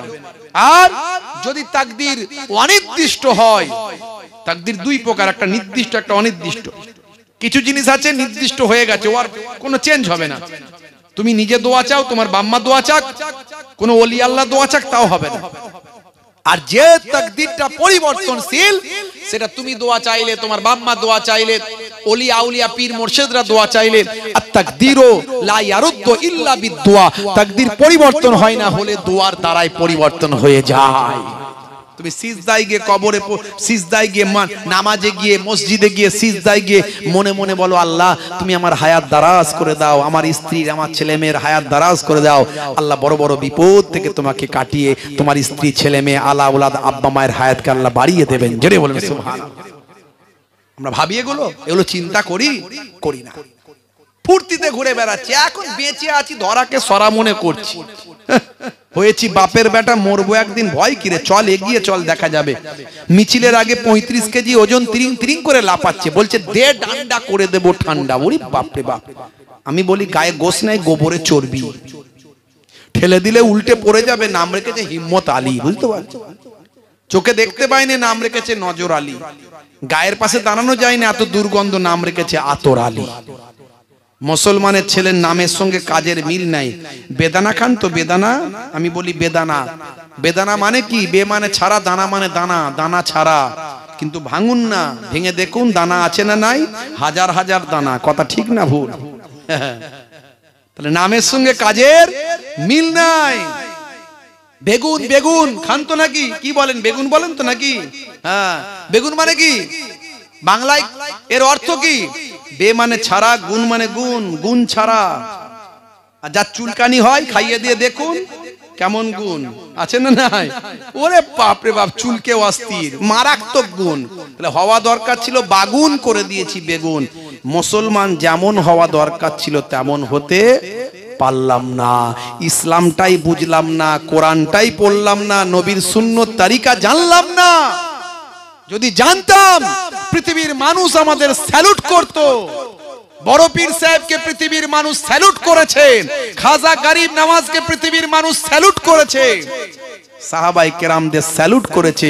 আর আমি আপনি অপমানিত হচ্ছি কেন? তার কারণ আমরা ইসলাম বুঝি না, নামে মুসলমান, গোশত খাওয়া মুসলমান। হে তরুণ যুবকেরা, হে আমার বন্ধুরা, হে আমার মুরব্বিয়ানিরা, দুটো বার্তা আপনাদের দিয়ে যায়। এক নাম্বার বার্তা হলো ঈমানদার হতে হবে। ঈমানদার মানে, ঈমান মানে টাকা পয়সা নয়, ঈমান মানে সোনা দানা নয়, ঈমান মানে জমি জায়গা নয়, ঈমান মানে হলো বিশ্বাস। কি বিশ্বাস করবেন? আল্লাহকে এক বলে বিশ্বাস করবেন, লা শারীকা লাহু, তার কোনো শরীক নাই, অংশী নাই, সমতুল্য সমকক্ষ নাই। এটা মন প্রাণ থেকে আপনাকে বিশ্বাস করতে হবে। জীবন চলে যাবে তবু আপনার বিশ্বাসে কোনো, ভাই আমার অটল বিশ্বাসে থাকতে হবে। বিশ্বাস কখনো নড়বড়ে হবে না, এই বিশ্বাস আপনাকে রাখতে হবে। মালাইকাতিহি, তার মালাইকা ফারিস্তারা আছেন, বিশ্বাস করতে হবে। কুতুবিহি, তার কিতাব সমূহ, আসমানি কিতাবগুলোকে বিশ্বাস করতে হবে। আমরা ইনজিল মানি। ইসলামের ব্রডনেস, ইসলামের ব্রাইটনেসটা একটু চিন্তা করুন। ইসলাম ব্যাপকতায় বিশ্বাসী, ক্ষুদ্রতায় বিশ্বাসী নয়। ইসলাম আত্মকেন্দ্রিকতায় বিশ্বাসী নয়, ইসলাম ব্যাপকতায় বিশ্বাসী। হে তরুণ যুবকেরা, আমাদের ধর্মগ্রন্থ ইনজিল নয়, তবু আমরা আসমানি কিতাব, আল্লাহ প্রদত্ত কিতাব ইনজিলকে আমরা সম্মান করি। ইনজিল শরীফকে আমরা মানি, তাওরাত শরীফকে আমরা মানি, জব্বুর শরীফকে আমরা মানি। আহলে কিতাব যতগুলো যা কিতাবগুলো এসেছিল, আহলে কিতাব যারা অধীনে ছিল তাদের আমরা মানি। হে তরুণ যুবকেরা, টোটাল 104 খানা কিতাব আমরা বিশ্বাস করি, মানি, কিন্তু আমল করব একটা কিতাব যেটা লেটেস্ট এবং গ্রেটেস্ট ভার্সন, সেটা হলো কোরআন মাজিদ। এই কোরআন মাজিদটা আমরা বিশ্বাস করব এবং মেনে চলব। কোরআনের নির্দেশনাগুলো আমরা মেনে চলব। হে তরুণ যুবকেরা, হে আমার মুরব্বিয়ানেরা, সমস্ত নবী পয়গম্বরদের আমরা মানি, কিন্তু আমাদের নবীর সুন্নত এবং নির্দেশগুলো মেনে চলি। সমস্ত নবী পয়গম্বরদের বিশ্বাস করি, কিন্তু সুন্নত এবং নির্দেশটা আমাদের নবীর মানি, কারণ তিনি হলেন সর্বশেষ এবং চূড়ান্ত পয়গম্বর। সমস্ত নবীরা যা বলেছেন, আসল কথাগুলো আমার নবীর মাঝখান থেকে বের হয়েছে, আমার নবী সেগুলো বলে দিয়েছেন। এই জন্য আমরা হলাম আমাদের নবীর উম্মত, কিন্তু অন্য নবীদের আমরা বিশ্বাস করি, ভালোবাসি, মানি। ইসলামের ব্রডনেস, ইসলামের ব্যাপকতা একটু লক্ষ্য করুন। হে তরুণ যুবকেরা, আজ থেকে 7000 বছর আগে পৃথিবীর প্রথম মানব পৃথিবীতে এসেছিলেন। তার নাম হলো হযরতে আদম আলাইহিস সালাম। তিনি হলেন প্রথম নবী, প্রথম পয়গম্বর। আমরা বলি আদম, ইহুদি নাসারা ভাইরা তারা বলেন অ্যাডাম। আমরা বলি আদম, তারা বলে অ্যাডাম। আমরা বলি হাওয়া, তারা বলে ঈভ। আমরা বলি দাউদ, তারা বলে ডেভিড। আমরা বলি সুলাইমান, তারা বলে সুলেমান। আমরা বলি ইব্রাহিম, তারা বলে আব্রাহাম। আমরা বলি মুসা, তারা বলে মোজেস। আমরা বলি ঈসা, তারা বলে যিশু। আমরা বলি মারিয়াম, তারা বলে মেরি। দেখবেন, পড়বেন, বই পড়লে বুঝতে পারবেন। হে তরুণ যুবকেরা, আসল ব্যক্তিগুলো সব এক। এই জন্য এর ইনভেনশন, এর উৎসটা কিন্তু ঠিক, উৎসই কিন্তু বিভিন্ন রিলিজিয়াসের সঙ্গে মিলবে। এই যে ভাই আমার ইহুদদের সঙ্গে মিলে যাবে, নাসারাদের সঙ্গে মিলে যাবে, কিন্তু মাঝখান থেকে অনেক বিকৃত হয়েছে, অনেক কথা বিকৃত হয়েছে, অনেক তাদের বাণী বিকৃত হয়েছে, তাদের ধর্ম পুস্তকগুলোকে বিকৃত করা হয়েছে। Except only one book in the world, একটা কিতাব বিকৃত করা যায়নি। তার কারণ হলো সেটা মুখস্থ করার অনুমতি দেওয়া হয়েছে। ভাই আমার সেই কিতাবটার নাম হলো আল কোরআন। এই কোরআন মাজিদ 1450 বছর ধরে অক্ষত অবস্থায় আছে। অনেকে চেষ্টা করেছে কিন্তু পারেনি, আর কিয়ামত পর্যন্ত পারবে না। হে তরুণ যুবকেরা, তাহলে সমস্ত নবীদের বিশ্বাস, সমস্ত পয়গম্বরদের বিশ্বাস, আসমানি কিতাব সমূহকে বিশ্বাস, ভাগ্যে ভালো মন্দ যা কিছু হয় সব কোথা থেকে হয়? ভাগ্যে ভালো মন্দ কোথা থেকে হয়?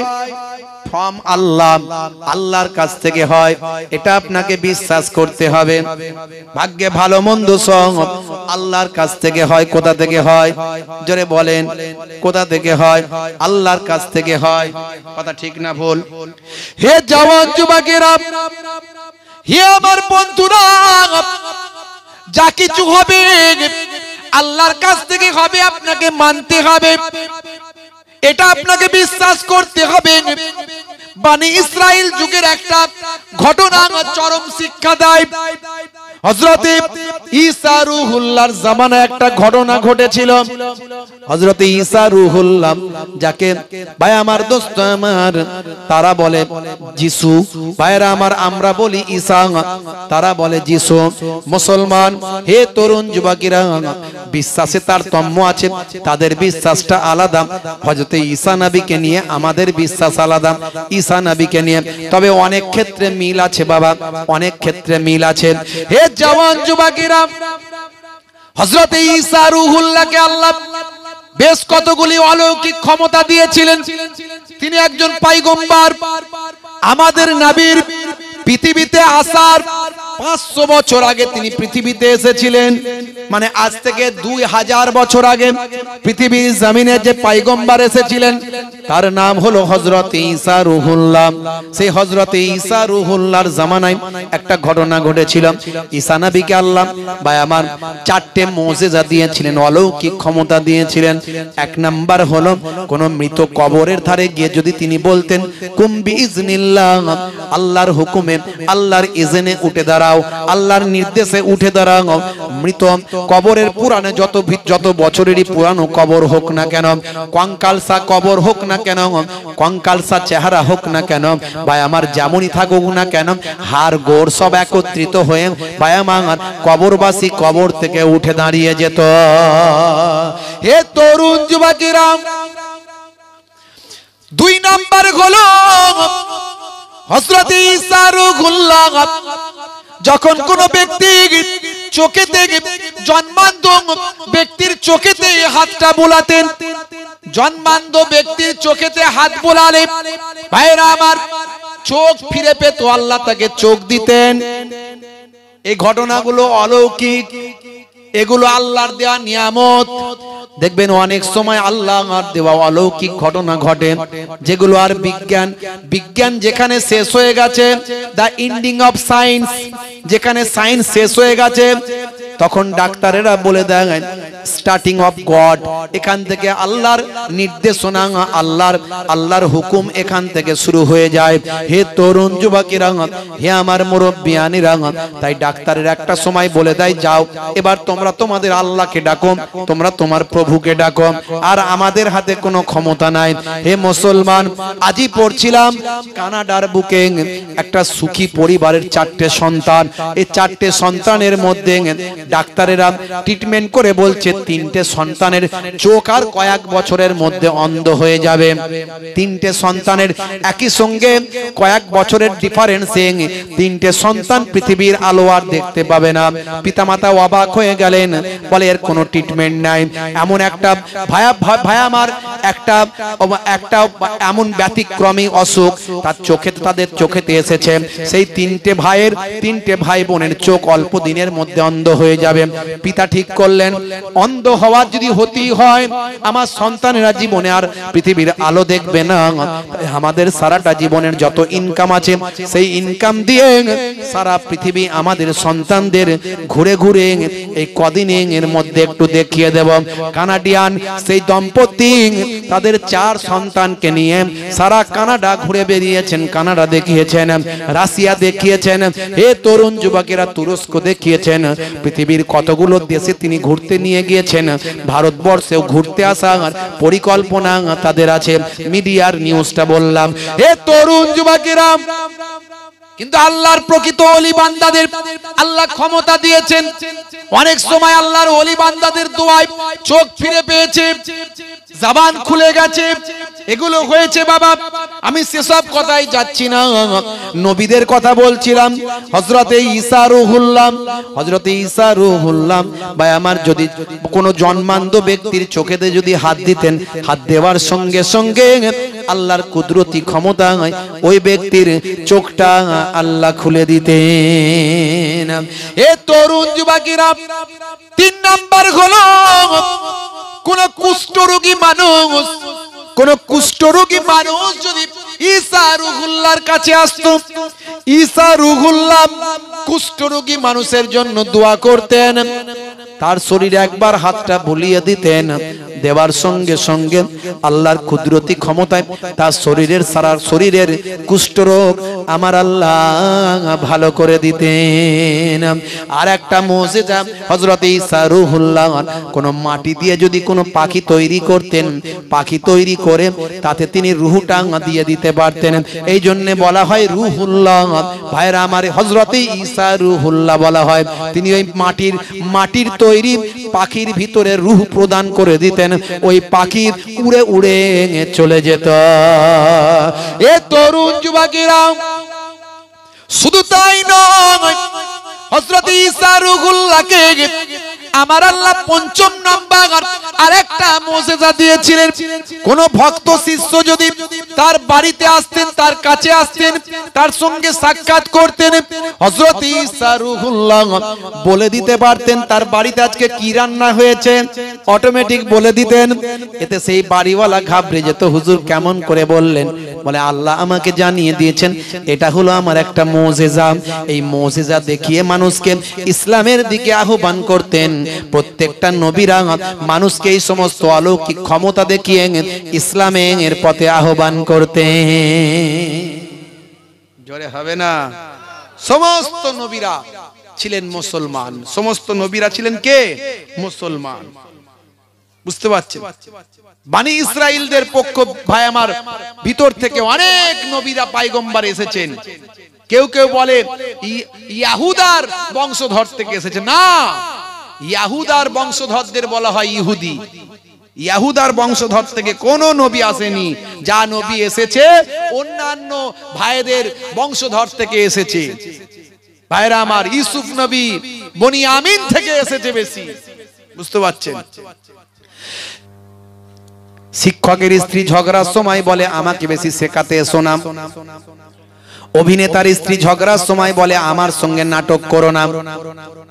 দোকানদারের স্ত্রী ঝগড়ার সময় বলে আমাকে সস্তার মাল পেয়েছো। আর ইঞ্জিনিয়ারের স্ত্রী ঝগড়ার সময় বলে মেরে বালি চাপা দিয়ে দেব। কসাইয়ের স্ত্রী ঝগড়ার সময় বলে কেটে টুকরো টুকরো করে দেব। আর জেলের স্ত্রী ঝগড়ার সময় বলে মেরে শুটকি মাছ বানিয়ে দেব। এখন টেম্পার কারো কম কার বেশি? সমান সমান হাই লেভেল। কারণ তাদের মধ্যে তো শাহরুখ খানের কাছ থেকে প্রেম শিখেছেন। স্বামী স্ত্রীর প্রতি হক আছে, স্ত্রী স্বামীর প্রতি হক আছে, এসব তারা জানে না, জানার দরকারও নাই।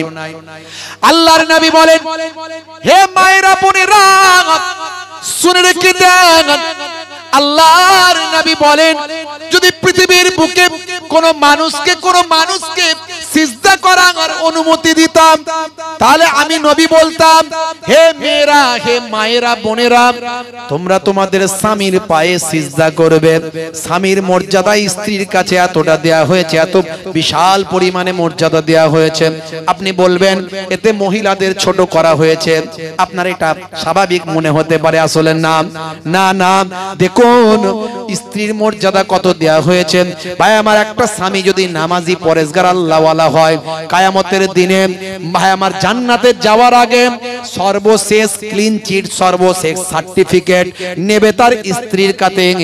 স্ত্রী তাকে যদি সার্টিফিকেট দেয়, আমার স্বামী আমার হকটা আদায় করেছিল, আমার দায়িত্ব নিয়েছিল, দায়িত্ব ঠিকঠাক পালন করেছিল, আমার যা কিছু প্রয়োজন সব অভাব অভিযোগ মিটিয়েছিল, এই ক্লিন চিট, এই সার্টিফিকেট না পেলে একজন স্বামীও জান্নাতে যেতে পারবে না।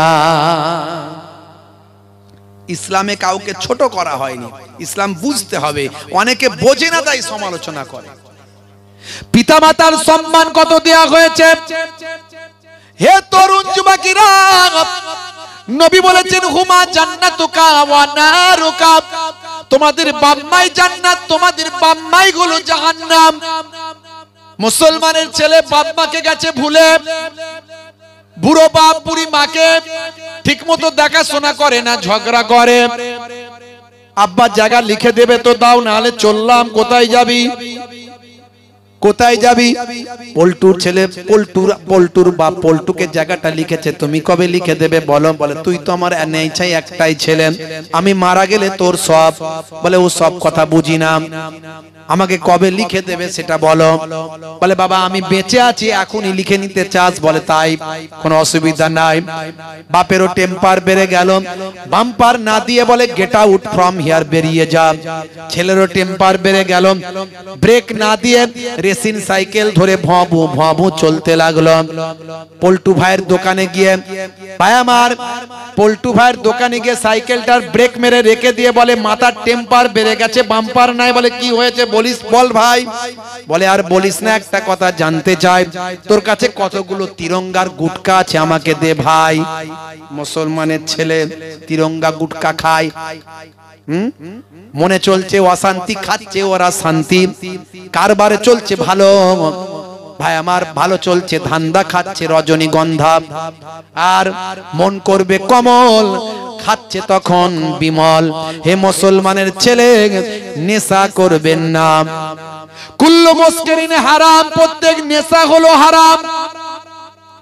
আজকে মুসলমানের ছেলে নেশাখোর, পাত্তাখোর, গাঁজাখোর অনেক পাওয়া যায়। হে যুবকেরা, নেশা ইসলামে হারাম করা হয়েছে। আজকের স্বাস্থ্য বিশেষজ্ঞরা বলছে যে নেশা করে না তার আয়ু বেড়ে যায়, লংজিভিটি বাড়ে। নেশা করা স্বাস্থ্যের জন্য ক্ষতি। মদ খেলে তিনটে লাভ, আমি বলি তিনটে লাভ। একটা হলো বুড়ো হবে না, 2 নাম্বার হলো ঘরে চোর পড়বে না, 3 নাম্বার হলো ভাই আমার কুকুর কাছে আসবে না। কুকুর কাছে আসবে কি করে, চোর বা পড়বে কি করে, বুড়ো হবে কি করে? বুড়ো হওয়ার আগেই তো মারা যাবে, পটল ডাঙায় চলে যাবে, বুড়ো আর হতে হবে না, তার আগেই পটল ডাঙায় যাবে। 2 নাম্বার ভাই আমার চোর পড়বে না, কারণ পার মাতাল হয়ে গেলে রাতের পর রাত জেগে থাকবে, চোর ঘরে আসার সুযোগ পাবে না। আর 3 নাম্বার ভাই আমার কুকুর কাছে আসবে না, কারণ হাতে লাঠি থাকবে, লাঠি দেখলে কুকুর নিজের জান নিয়ে নিজেই টান দিয়ে পালাবে। কথা ঠিক না বল? তাহলে মদ খেলে 3টে লাভ, সিগারেট খেলে 1টা লাভ। কি লাভ? ফুসফুস লাংস গুলো সব কালো হয়ে যাবে, আস্তে আস্তে ক্যান্সারের দিকে চলে যাবে। No answer. আপনি দেখবেন ফুসফুস লাংস এগুলোর যে বায়ু বাতাস ধরে রাখার ক্যাপাসিটি তাদের কমে যাবে। ইন্টারনেট ইউটিউবে গিয়ে সার্চ দিয়ে দেখবেন, একজন উইদাউট স্মোকার আর একজন উইথ স্মোকার, দুজনের ভাই আমার ফুসফুস লাংস গুলো আপনি দেখবেন কি অবস্থা হয়েছে। হে যুবকেরা, বিড়ি সিগারেট খেলে তার সবচেয়ে বড় প্রবলেম কি জানেন? ক্যান্সারের দিকে ধাবিত হয়ে যাবেন। Smoking is injurious to health সেখানে বলা হয়েছে। শুধু তাই নয়, এমন চেন স্মোকার একজন হয় যারা টয়লেটে গেলেও বিড়ির ধোঁয়া না দিলে, উপরের ধোঁয়া না বেরোলে নিচের মাল ক্লিয়ার হয় না। কথা ঠিক না বল?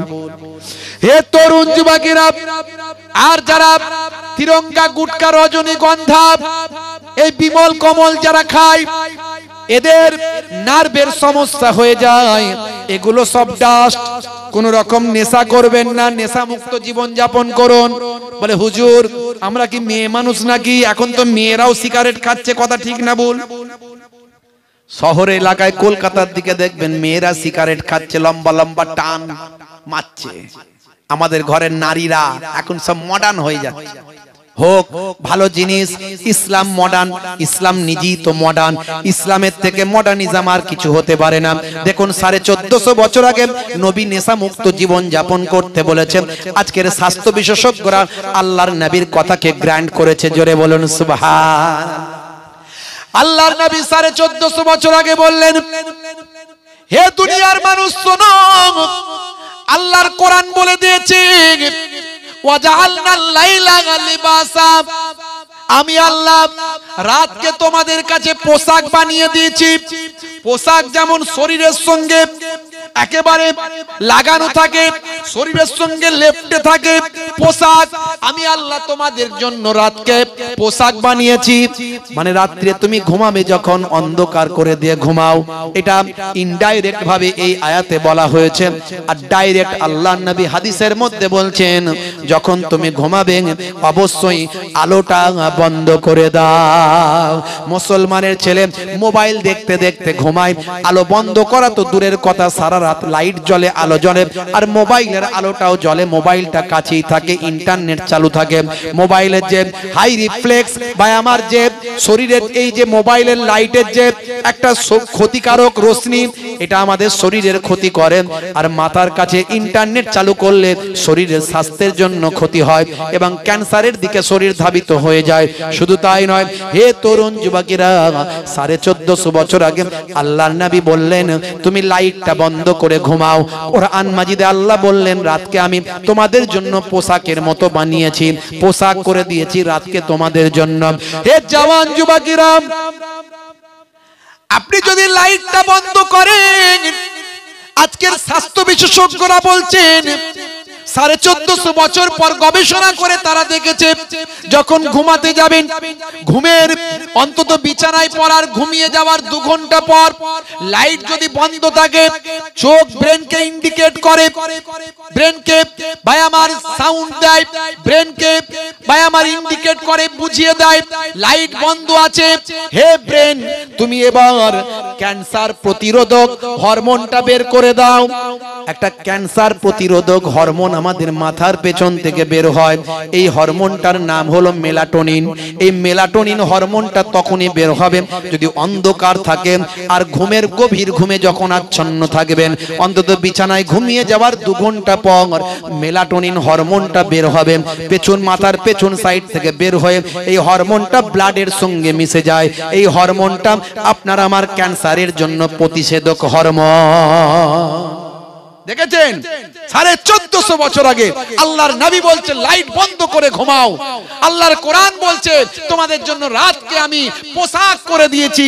পোশাক যেমন শরীরে জড়িয়ে থাকে, রাতের অন্ধকারটাকে শরীরের সঙ্গে জড়িয়ে রাখো।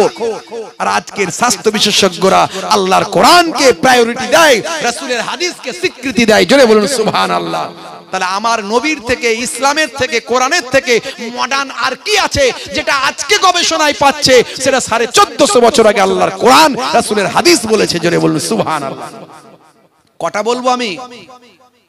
ইন্টারনেট সার্চ করবেন, 20 থেকে 25 হাজার বক্তব্য আছে, একটা দুটো নয়, একটা দুটো নয়, 20 থেকে 25 হাজার বক্তব্য আছে। আমার ছোট মানুষ, বক্তব্যের লাইফটা কিন্তু আমার বেশ অনেকটাই লম্বা হয়ে গেছে, প্রায় 24 বছর, কিছু কম বেশি 24 বছর ধরে ওয়াজ করছি। ভাইরা আমার, অনেক বলেছি। আপনি যখন ঘুমাবেন ডান দিকে কাত হয়ে ঘুমাবেন। 1450 বছর আগে নবী বলেছেন। আজকের যুগে বিজ্ঞান বলছে বাম দিকে তো হার্ট থাকে, নবী ঠিকই বলেছেন। বাম দিকে কাত হয়ে ঘুমালে হার্টে প্রেসার পড়তে পারে। হার্টের কাজ হলো ব্লাডকে পাম্পিং করে শরীরের বিভিন্ন অর্গানগুলোতে পৌঁছে দেওয়া, ভাই আমার ব্লাড সার্কুলেশন করা। এই পাম্পিং করতে যদি অসুবিধা হয়, শরীরের স্বাস্থ্যের জন্য ক্ষতি হয়। সারা শরীরের ওয়েটটা যদি হার্টের উপর পড়ে, হয়তো পাম্পিং করতে সমস্যা হবে, পাম্প করতে সমস্যা হবে। এর জন্য 1450 বছর আগে নবীর কথাকে গ্র্যান্ড দিয়ে আজকে স্বাস্থ্য বিশেষজ্ঞরা বলেন তোমরা যখন ঘুমাবে ডান দিকে কাত হয়ে ঘুমানো উচিত। হে তরুণ যুবকেরা, আল্লাহর নবী বলেন, ভাই আমার দোস্ত আমার, ইউহিব্বুল হালওয়া ওয়াল আসাল, আল্লাহর নবী পছন্দ করতেন মিষ্টি খাওয়া এবং মধু পান করা। আজকের যুগে মধু আজকে ডাক্তারেরা খেতে বলেন, বিভিন্ন শরীরের উপকারের জন্য মধু খাওয়া আজকে ডাক্তারেরা আপনাকে নির্দেশ দেয়। মধু আমার 1450 বছর ধরে আগে নবী আমার পছন্দ করতেন, আর মিষ্টি খাওয়ার কথা নবী বলেছেন। হে তরুণ যুবকেরা, খাওয়া দাওয়ার পরে যদি একটু মিষ্টি খাওয়া হয়, আমার আপনার খাদ্যটা হজমের উপকার হয়। শুধু তাই নয়, আমাদের শরীরে একটা রোগ আছে, রোগটার নাম হলো কার্ডিওভাস্কুলার। এই কার্ডিওভাস্কুলারের মতো মারাত্মক রোগ থেকে খাওয়া দাওয়ার পরে মিষ্টি খেলে শরীরটা, ভাই আমার, এই রোগ থেকেও মুক্তি পেতে পারে। ভাই এই জন্য দেখবেন সব জায়গায় একটু মিষ্টি খাওয়া দাওয়ার পরে দেয়। এসব পেলো কোথায়? কটা উদাহরণ দেব আমি। পেচ্ছাপটা করবেন বসে করবেন। এখন মুসলমানের ছেলে বসে পেচ্ছাপ করতে পারে না, দাঁড়িয়ে দাঁড়িয়ে চালায়, আছে না নাই? কি করে বসবে? জিন্সের প্যান্ট পরে তো আর বসা যায় না। ট্যাঙ্কের পানি ভর্তি হয়েছে, দমকলটা সামনের দিকে ফিট করে দিয়েছে। কথা ঠিক না ভুল? রাগ করবেন না বাপ। নবী 1450 বছর আগে বললেন বসে পেচ্ছাপ করা চাই। মুসলমানের ছেলেরা জিন্সের প্যান্ট শাহরুখ খানের ভক্ত দাঁড়িয়ে দাঁড়িয়ে চালিয়ে দেয়। আজকালকার পোলা দেখো সঠিক পথে চলে না, পিতামাতা গুরুজনের কথা তারা শোনে না। চুলগুলো ছোট ছোট, প্যান্ট শার্ট আটো সাঁটো, সুজোরা পায়ে দিয়ে, পেছনে ব্যাগ নিয়ে, লাল লাল জুতো পায়ে, চোখে কালো চশমা, দুই চোখ মেলে খোঁজে বেদের মেয়ে জোসনা, গায়ে হাতে ট্যাটু আঁকা, হেঁটে চলে আঁকা বাঁকা, গায়ে হাতে ট্যাটু আঁকা, হেঁটে চলে আঁকা বাঁকা। কাছে গেলে দেখা যায় সুস্থ ছেলে না, তিরঙ্গার দুর্গন্ধে টেকা যায় না, তিরঙ্গার দুর্গন্ধে টেকা যায় না। যেখানটা বসবে পুচ পুচ পুচ পুচ, সেখানটা পচিয়ে দিয়ে বেরিয়ে যাবে। কিছু কিছু ছেলে পুলে আছে না নাই, জিভ ঠোঁট দাঁত চেনা যায় না, গাল হা করতে পারলে পারে না। হুজুর তাকবীর দেয় না, তুমি ও আল্লাহু আকবার আস্তে করে বলে। বুঝতে পারছেন? 10 হাত দূর থেকে আমি গন্ধে টিকতে পারি না। নিশ্চয় তখন কেউ বিড়ির টান মেরেছে। আমার বাবু যাওয়ার আগেই পালিয়ে গেছে। যখন আওয়াজ দিয়েছি বিড়ি খাচ্ছে কে দেখো, ও তখন মাল হাওয়া। বিড়ি, সিগারেট আর এই তিরঙ্গা গুটকার গন্ধ আমার 10 হাত দূর থেকে আমি পাই। বুঝতে পারছি ভাই রে ভাই। মাঝে মাঝে ভাবি এদের বউগুলো পাশে সই কি করে? রাত দিন ঝগড়া হলে আর শুবে কোথায়? ও এদিকে সে ওদিকে। ইসলাম বলেছিল, নবী বলেছিল এক কাছে শুতে। এ তো এই মাথা ও মাথা, বিড়ি সিগারেট তিরঙ্গা গুটকা যা খুশি খাক, কোনো অসুবিধা নাই। প্রেম নবী শিখিয়েছে। আল্লাহর নবী বলছেন মাঝে মাঝে ঘরটা ঝাড়ু দেবে, স্ত্রীর সঙ্গে ছোট ছোট কাজ করবে। এগুলো বললে আবার ছেলেরা বলবে হুজুর এ আপনি আমাদের ঘরের বউগুলোকে কি শিক্ষা দিচ্ছেন? সকাল হলে তো বলবে কই গো হুজুর তো বললো ঘর ঝাড়ু দিতে, ঘরটা ঝাড়ু দাও না। কি চাপে পড়ে যাব বলতে পার, বুঝতে পারছেন আপনি? আচ্ছা ভাই, যদি বা বলে আপনার বউ ঘরটা ঝাড়ু দিতে, আপনার সময় থাকলে একটু দেবেন, অসুবিধে কি আছে? আপনি বলেন বাবু কি হুজুর আজ করছেন আপনি? এগুলো কি ছেলেদের কাজ না মেয়েদের কাজ? মনে রাখবেন, আপনি যে সাহেবই হন না কেন, ডাক্তার সাহেব, মাস্টার সাহেব, উকিল সাহেব, অ্যাডভোকেট সাহেব, নেতা সাহেব, মন্ত্রী সাহেব, জমিদার সাহেব, হুজুর সাহেব, পীর সাহেব, মাওলানা সাহেব, মুফতি সাহেব, নবীর থেকে বড় সাহেব পৃথিবীতে কেউ আসেনি আর আসবে না। সেই নবী আমার মাঝে মাঝে স্ত্রীর সঙ্গে ছোট ছোট কাজগুলো করতেন, ঘরটা মাঝে মাঝে নিজে হাতে ঝাড়ু দিতেন, মাঝে মাঝে বাজারে গিয়ে নিজে হাতে বাজারটা করে নিয়ে আসতেন। নবীর থেকে বড় সাহেব পৃথিবীতে কেউ নাই। সেই নবীর কাজগুলো, এই কাজগুলো যদি আপনি করেন, নবী করেছেন বলে করলেন, সুন্নতের সবটা আল্লাহর নামাজ আমলে লিখে দেবেন। জোরে বলুন সুবহানাল্লাহ। হে তরুণ যুবকেরা, স্ত্রীর সঙ্গে প্রেম বেড়ে যাবে, মহাব্বত বেড়ে যাবে। মাঝে মাঝে স্ত্রীর প্রশংসা করবেন। আমার নবী স্ত্রীর প্রশংসা করতেন। স্ত্রীকে বলবেন কি গো ফুলটুসির মা, তোমাকে আজকে দেখতে খুব সুন্দর লাগছে। মনটা ভালো হবে না? হবে না? খালি বলছেন তুমি কামাই, আব্বে ওই তো সরে ফরজে বসো, খালি কাছে আসতেই দেয় না। তো কি আর বউয়ের প্রশংসা করবে, কি আর বউয়ের সুনাম সুখ্যাতি করবে? মাঝে মাঝে বলবেন কই গো ফুলটুসির মা, তোমার হাতের তরকারিটা খুব রান্না সুন্দর হয়েছে। একদিনও বলে না, শুধু খারাপ হলে বলে আজকে নুন হয়নি, আজকে ঝাল হয়নি, আজকে তেল হয়নি, এইগুলো বলে। আজকে ভালো রান্না হয়েছে এটা বলে না। কথা ঠিক না ভুল? আবার গিয়ে লক্ষ্য রাখবেন, কালকে যেন গিয়ে বলবেন না দুপুরবেলা ঠিক করে নিচ্ছি হুজুর, আপনার কাছে শুনে গেলাম দুপুরবেলা কালকে বলবই বলবো, ভালো হোক আর খারাপ হোক। তরকারি যখনই দেবে একটু খাই, খেতে খেতেই বলে দেবো কই গো আজকে ফুলটুসির মা রান্না দারুণ আজকে করেছো, তরকারি দারুণ হয়েছে। আবার দেখা গেল এরকম না হয়ে যায় তরকারিটা পাশের বাড়ির চাচি দিয়ে পাঠিয়েছে, হিতে বিপরীত হয়ে যাবে তখন। বুঝতে পারছেন কথা? ভাইরা আমার, তরুণ যুবকেরা আমার, হে আমার মুরব্বিয়ানেরা, আল্লাহর নবী বললেন বসে পেচ্ছাপ করো। স্বাস্থ্য বিশেষজ্ঞরা বলছেন নবী ঠিকই বলেছেন, বসে পেচ্ছাপ করলে শরীরের অবাঞ্ছিত বায়ু, বাতাস, বায়ু, সে বায়ুটা বেরিয়ে যায়, অবাঞ্ছিত বায়ু। শুধু তাই নয়, তার সঙ্গে বসে পেচ্ছাপ করলেন আমাদের শরীরে যে ইউরিনাল ড্রাম আছে, এই ইউরিনাল ড্রামে সারা শরীরের প্রেসারটা পড়ে, আমাদের শরীরটা স্প্রিং এর মতো হয়ে যায় বা আমার ছোট হয়ে যায়, এবং ওই ইউরিনাল ড্রামে প্রেসার পড়ে, এর ফলে স্মুথলি ইউরিনটা ক্লিয়ার হয়ে যায়। হতে পারে দাঁড়িয়ে দাঁড়িয়ে যদি আপনি চালান, দীর্ঘদিন ধরে এভাবে যদি চলতে থাকে, মেবি, আবার বলছি মেবি, পুরো ইউরিন যদি ক্লিয়ার না হয়, হতে পারে কয়েক ফোঁটা ইউরিন যদি দীর্ঘদিন ধরে ড্রামে জমতে থাকে, এই জমতে জমতে কোনো এক সময় ওই ইউরিনটা হয় আমার স্টোনে পরিণত হয়ে যায়। এই জন্য বলে পেচ্ছাপের থলিতে পাথর হয়েছে। আপনি বসে পেচ্ছাপ করবেন, নবীর নির্দেশ মতো চলবেন, আপনার অসুখ অনেকটা কমে যাবে। আমার নবীর কাছে একজন বাদশা ডাক্তার পাঠিয়েছিল ফ্রি অফ কস্ট ট্রিটমেন্ট করার জন্য, নবীকে ভালোবেসে। হুজুর, আপনার কাছে ডাক্তারটা দিলাম, আপনার ফ্যান ফলোয়ার্স যারা আছে তাদেরকে ফ্রি অফ কস্ট ট্রিটমেন্ট দেবে। ডাক্তার বাবু ভাই আমার ওই চেম্বার খুলে বসে আছে, যে নবীর ভালোবাসার সব নবীর মানুষগুলো, মদিনার মানুষগুলো, তাদের অসুখ বিসুখ হলে ট্রিটমেন্ট করব ফ্রি অফ কস্ট। দেখা যাচ্ছে পেশেন্টই আসছে না, সপ্তাহে